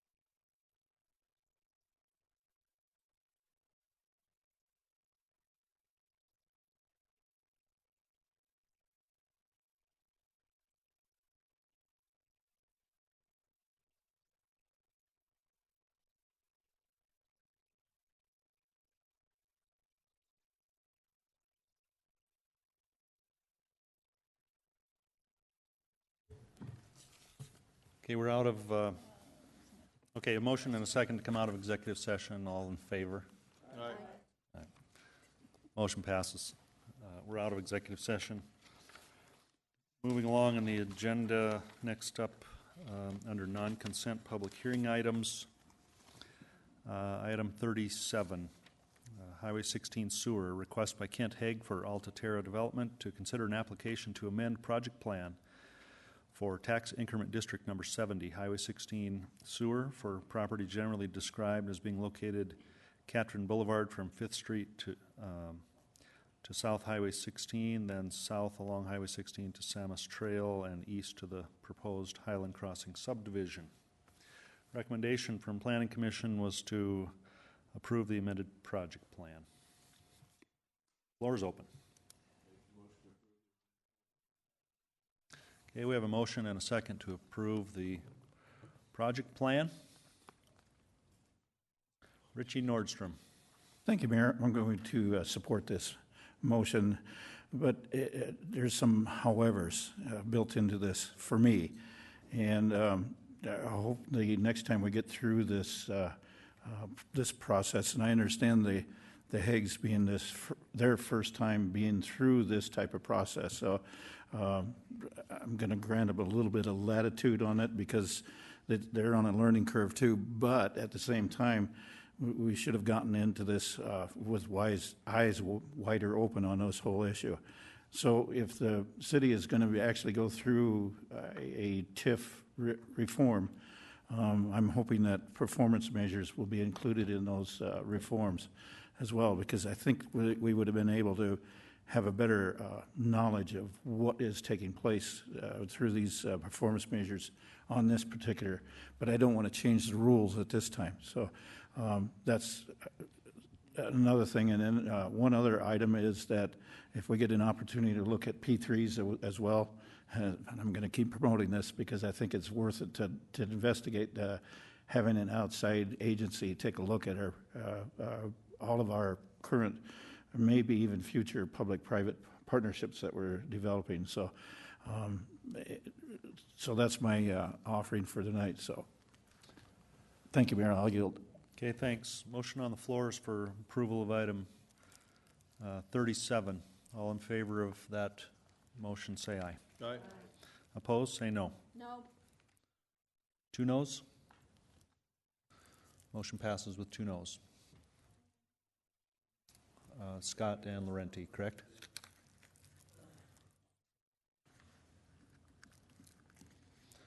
Alderman Roberts, what was the? Yes. Yeah. Okay. Okay. So motion passes 8-2. Now on to item number 38. 23. That's what I meant.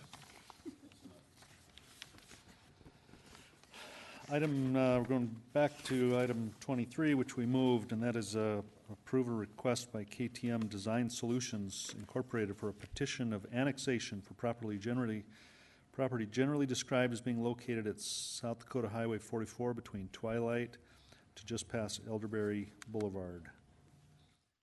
Floor is open. Motion and a second to approve item 23. Go to Amanda Scott. Thank you, Mayor. I'm not sure who to address this question to. I streamed both the Legal and Finance and the Public Works meetings last week since I was unavailable, and I'm a little confused as far as why the city is annexing a road without annexing the adjoining property. So who can answer that? Carla? Mayor, may I ask Carla that question, please? Yes, you may. Carla, is there, I think a property owner was in here and said that she's in the county. Why is the city not annexing the property adjoining this road to bring it into the city? Well, the annexation request was signed by the DOT as they're the owner of the road that's being annexed, and it was brought forward as part of the TIF because under state law, a TIF district needs to be within city limits. And so in order for a TIF district and TIF improvements to occur and qualify for TIF reimbursement, they need to be within the city limits. So why aren't we annexing the adjoining properties on this road? I don't think they want to be annexed. It's a voluntary annexation that's brought forward by the property owner, which in this case is the DOT. If we wanted those adjoining properties to be annexed, they would either need to consent, which nobody's asked them to do, or we would involuntarily annex them, which nobody's asked us to do. So the DOT owns this property that the city's going to annex. So a state owns the property that the city's going to annex. What does the state get out of it by the city annexing this? I don't know. Okay. Thank you, Carla. They did sign the application, so they're consenting to it. I don't know what their reasons were for doing Now, so. in my mind, I'm thinking that the city is taking on more maintenance and everything else by annexing this without getting taxable property to come along with this. That's the problem I'm having with approving this annexation, but thank you. Thank you, Mayor.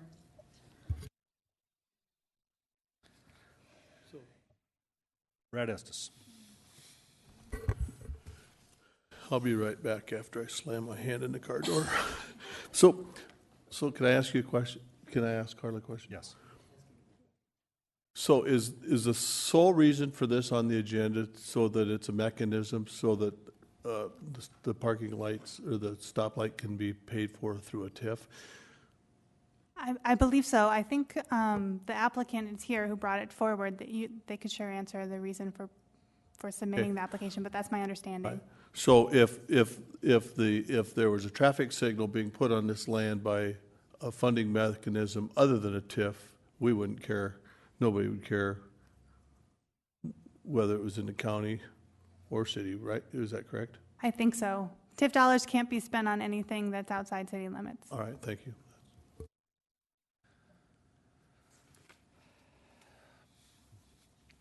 Okay.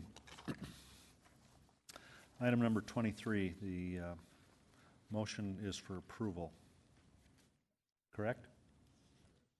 Okay, now we're going to Charity Doyle. Thank you, Mayor. I just have a chicken or the egg question. This preceding item number 38, shouldn't it be the other way around? Seems like it, but that was on the advice of the city attorney's office, and so that's why we're doing it this way.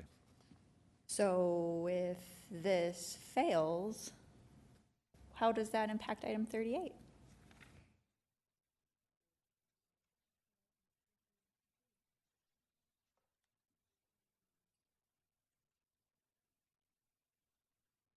I'm just asking anybody. I don't care who answers. Can I answer that for you? I would love it if you would. If the annexation fails, then the traffic signal costs identified in the project plan in the next item will not be eligible. And there is a note in the project plan today that says if the annexation isn't approved, those costs come out. And then at what point and who pays for when this light does eventually go in? Who would pay for it? Well, generally, the traffic impact study identifies when that signal has to go in, and that is potentially the developer. I yield. Thank you. John Roberts. Thank you, Mr. Mayor. I saw that Mr. Shaffey had his hand up. He wanted to answer a question, I'm guessing. There were several questions that were asked. You know, number one, as far as the annexation, I have a property that is within the city limits that has about 60 acres of general commercial paying sales tax within the city of Rapid City, does not have access to city utilities. It's served by utilities by Rapid Valley, and it has no city access because it's a state highway. And so if you folks don't want to annex the right-of-way to allow the signal, and by the way, no developer has paid for a signal in the last 21 signals that were installed in the city limits. 12 of them were funded by a TIF, and 9 of them were funded by DOT and CIP and county. The last one was Sheridan Lake Road and Moon Meadows, and it was funded by the county, and the city signed an agreement with the county to maintain it forever. So, you know, which is the county or the city, it's all public funds. We're taking the risk to fund the signal. So thank you. I hope that answered the questions that were, you know, asked as far as the annexation. Why is the state signing the annexation? Because to annex a property, the owner has to sign off on the annexation. The folks across the street are in the county, and they did not sign the petition. My property on the south side of that street is in the city limits. It deserves access by city road. That way I could call the city if the road is not maintained or if the state did not maintain it. It's a state road that is maintained by the state, except the city does the snow removal on that road all the way to the airport and sweeps it all the way to Reservoir Road or the volunteer fire department. I hope that answers all the questions that were asked. Thank you. Thank you very much, Mr. Chaffee. Mr. Mayor, do you mind if I ask the city attorney a question? Please do. Can you explain to me exactly why we did bring this way instead of, I guess I really didn't understand that. Well, I think the annexation should precede the project plan. Is that your question? Yes. Why the sequence? I think the property has to be annexed before the project plan can include it. So even though it's just one right after the other, I think legally what I would recommend is not adopting a project plan that includes property that's outside of the city until, I wouldn't recommend doing the annexation first. You did clarify that Okay. for me then. Thank you very much. Thank you, Mr. Mayor. Charity Doyle. Richie Nordstrom. Thank you, Mayor. I think I got all my questions answered by Mr. Haney, but Mr. Shaffey, I should say. But if I can address a question to Dale Tech, please. Yes. Dale, the concern that I'm hearing now is the maintenance of this road that we're going to be assuming annexation about. And could you address that point? If I may ask for clarification, is that the state highway or the road adjacent to it that the homeowner here was speaking about earlier? I'm glad you asked that question. Yes, it is the adjacent road next to the homeowners. Yeah, Yes. that road is in a road district. It's its own legal entity, and the city will not be taking that over. Thank you for that, and I'm glad you brought that up too. And the other part of it is the state highway. This is not a precedent that we're setting for doing maintenance of state highways. Am I understanding that correctly? Because we do have state highways within the city, and we do some snow removal, et cetera. That's correct, yes. So we're not setting a precedent with this? We are not, no. Thank you. I believe I got some other questions for this mayor, but if I may defer on that. Thank you.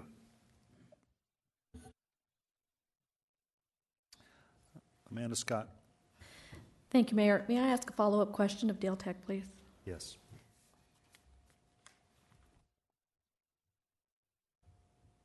Hi, Dale.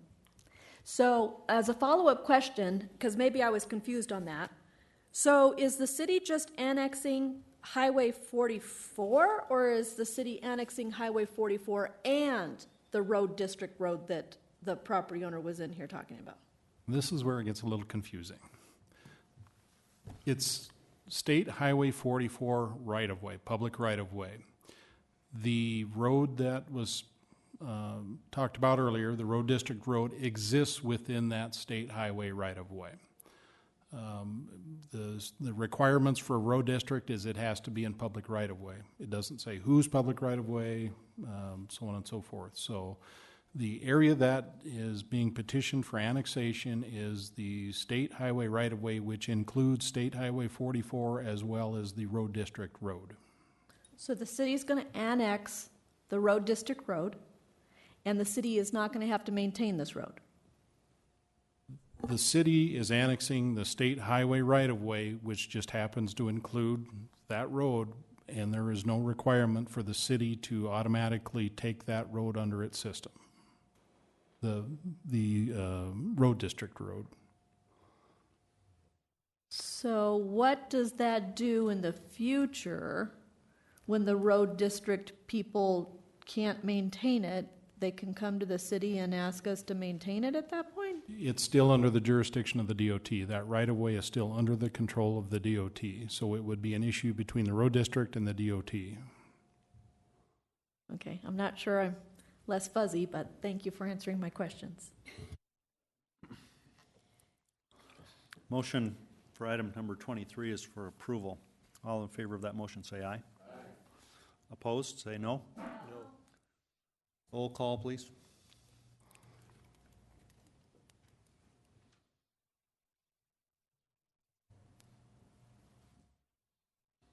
Laurenti? No. Wright? Aye. Modrick? No. Roberts? Aye. Nordstrom? Aye. Drew? Aye. Solomon? Aye. Doyle?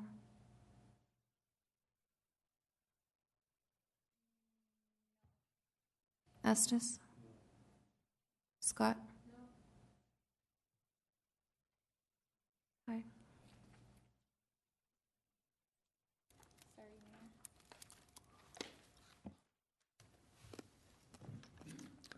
Question to the city attorney. Chair breaking a tie on an ordinance that,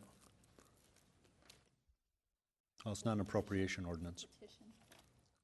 But It's a resolution.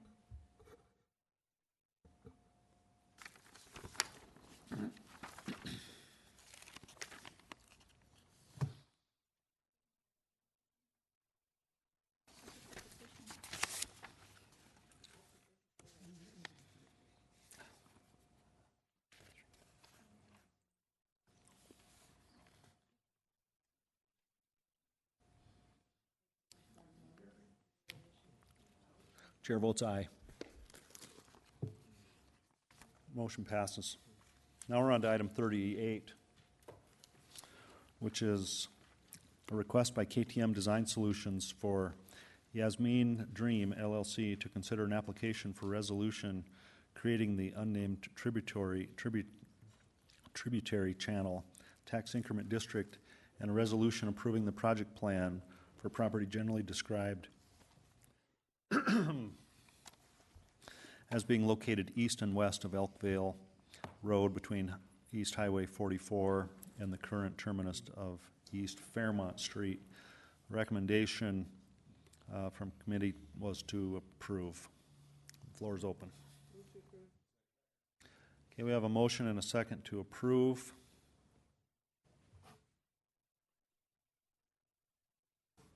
Amanda Scott. Thank you, Mayor. Patsy, since you're standing up there, I'll start by addressing my question to you. Mayor, Yes, you may. Thank you. So, Patsy, this is a regional drainage basin. So my questions are concerned with that because on the surface, it really does look like this TIF would be a good mechanism for doing regional drainage basin. But here's my follow-up questions, because much like the vision funds, we're always asking, what's the maintenance look like? So if this is a regional drainage basin and the TIF does that, who ultimately has to maintain this regional drainage basin? Is it the city? Yes.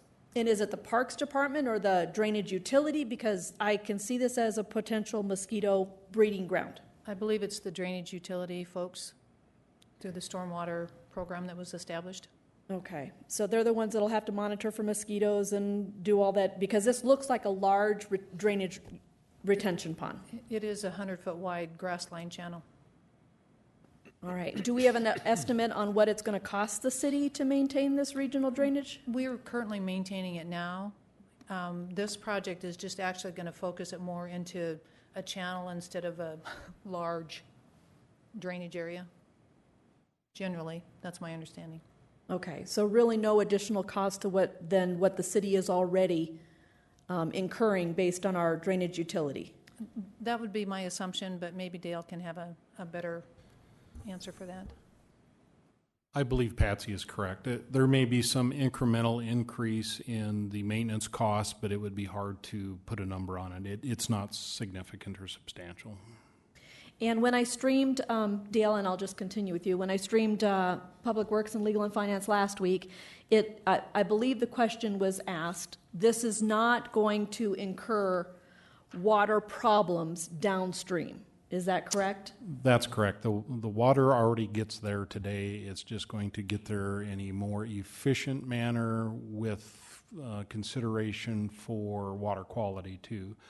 The reason for the wider channel is not only for greater capacity, but an opportunity to clean the water as it goes to the creek. So I don't anticipate it negatively affecting any downstream properties.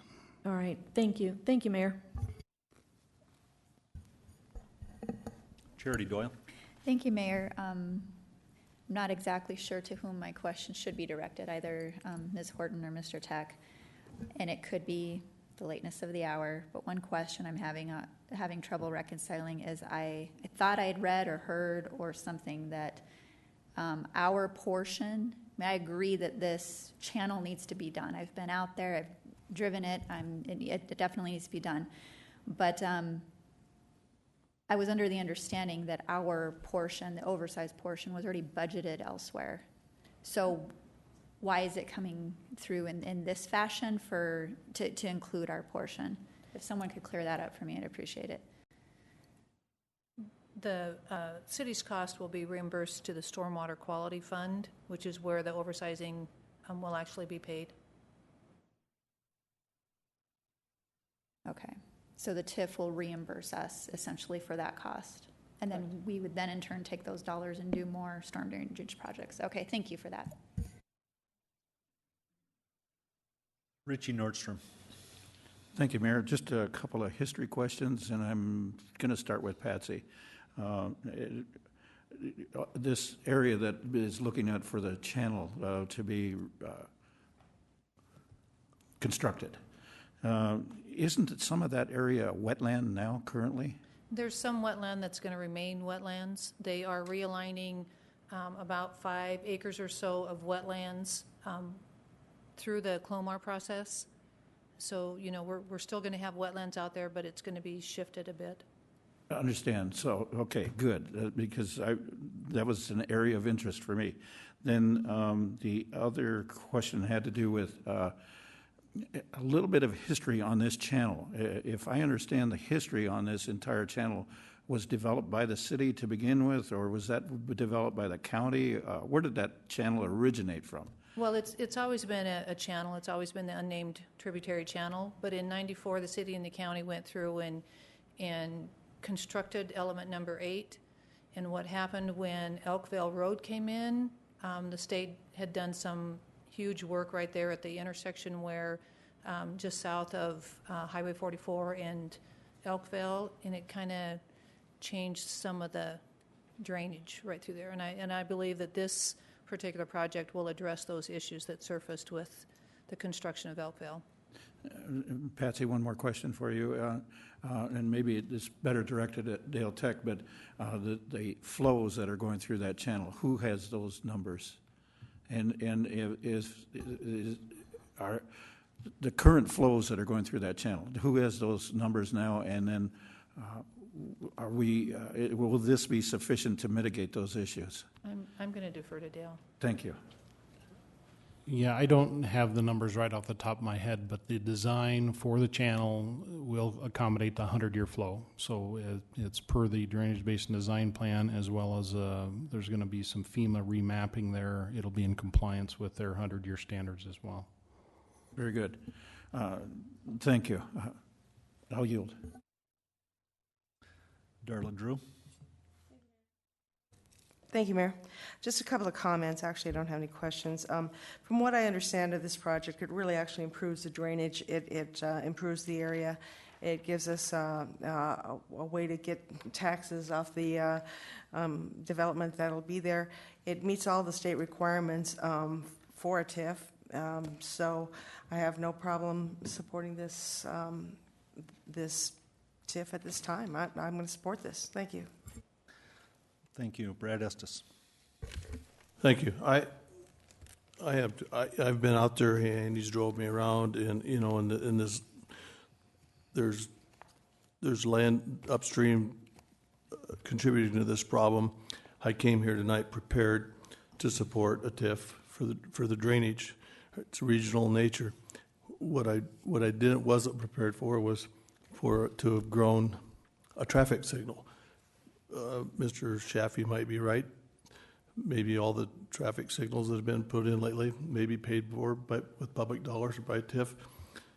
But I thought that the traffic signal and how that was getting paid for had been determined and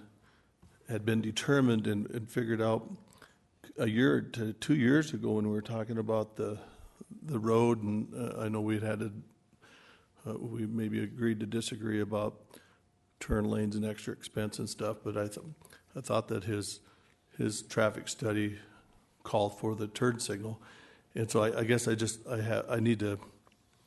I'm not sure.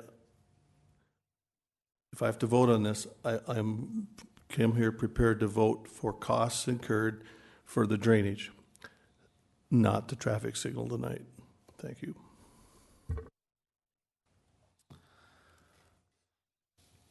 Amanda Scott.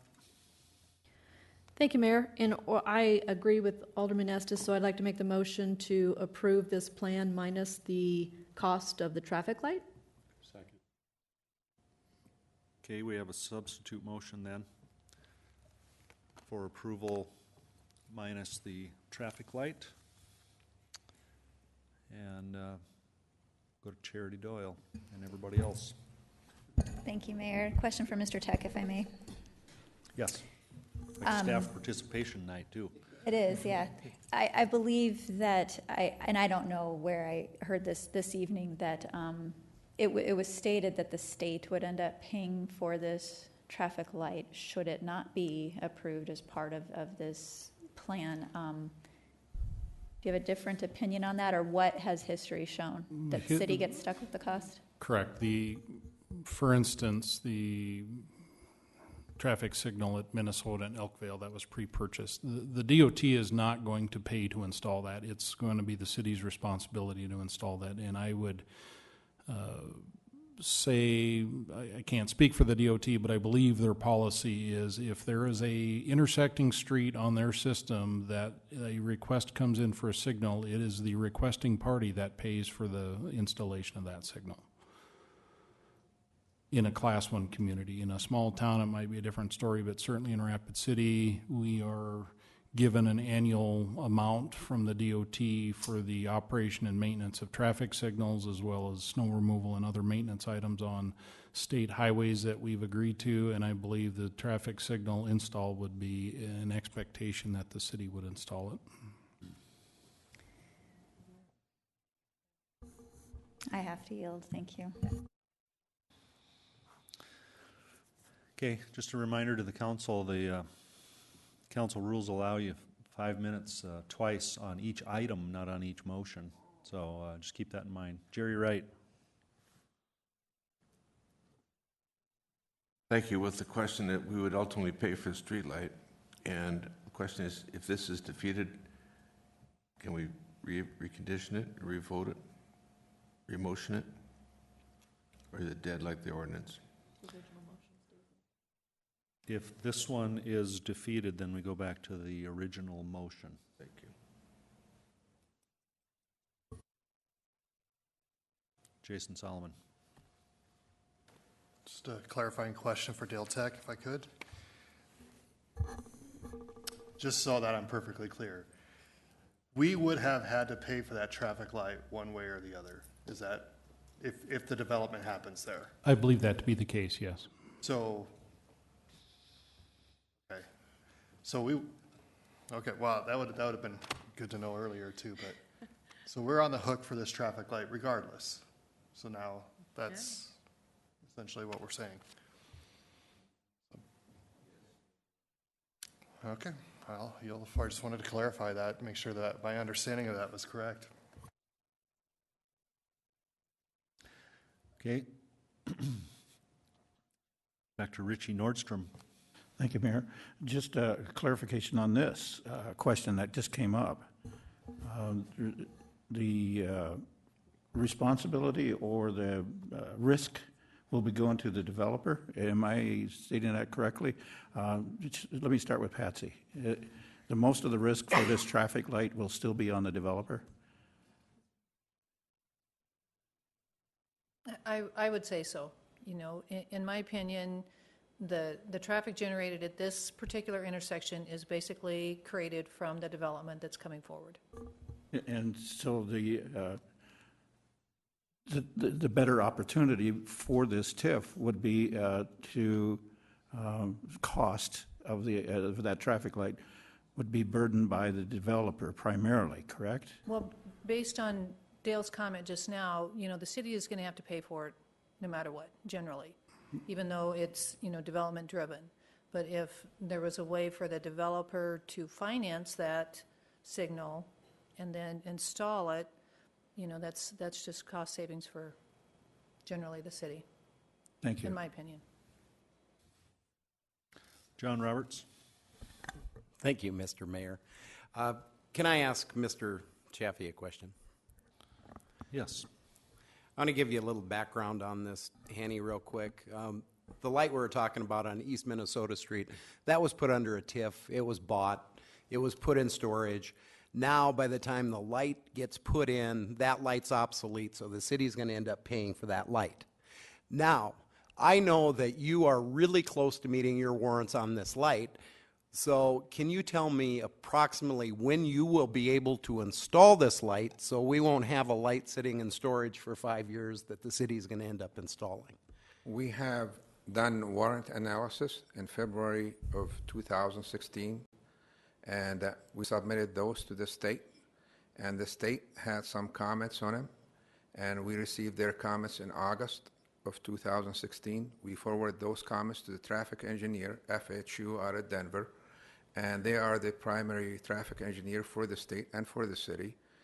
So they are very familiar with our area, and they have addressed all the comments that were made by the state, and their warrants are met as soon as the dentist breaks ground, which the dentist is doing his plans as we speak.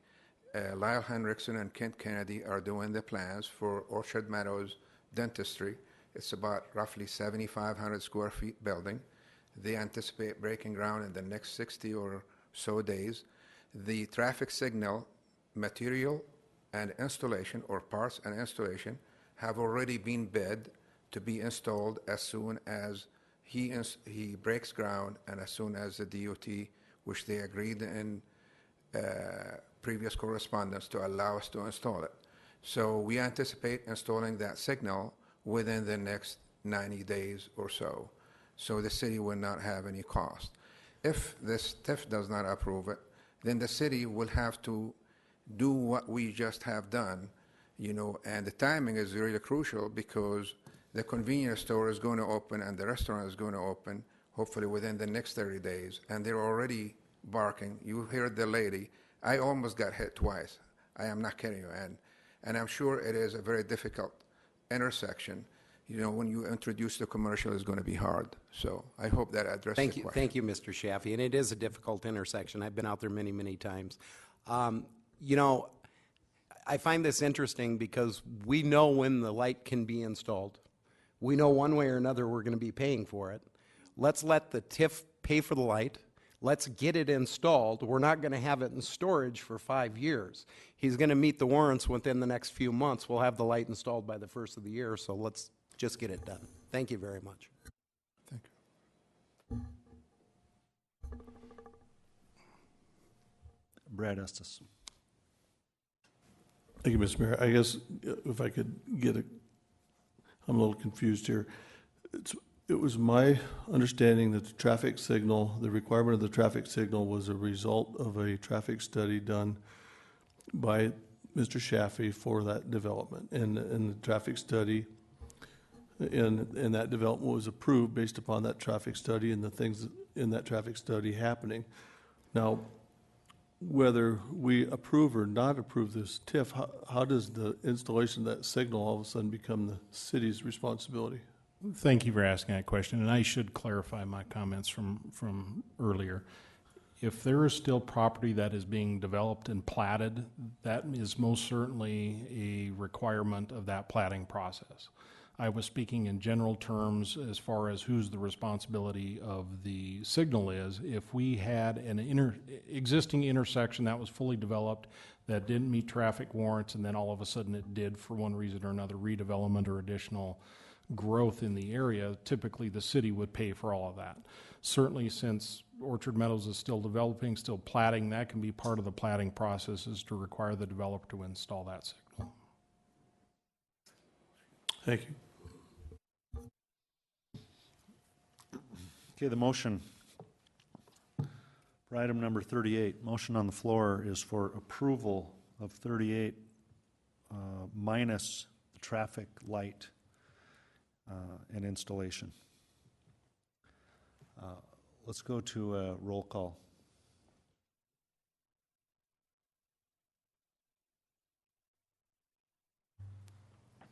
Estes.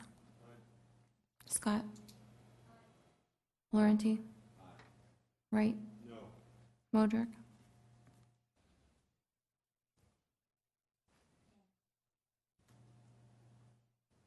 Roberts.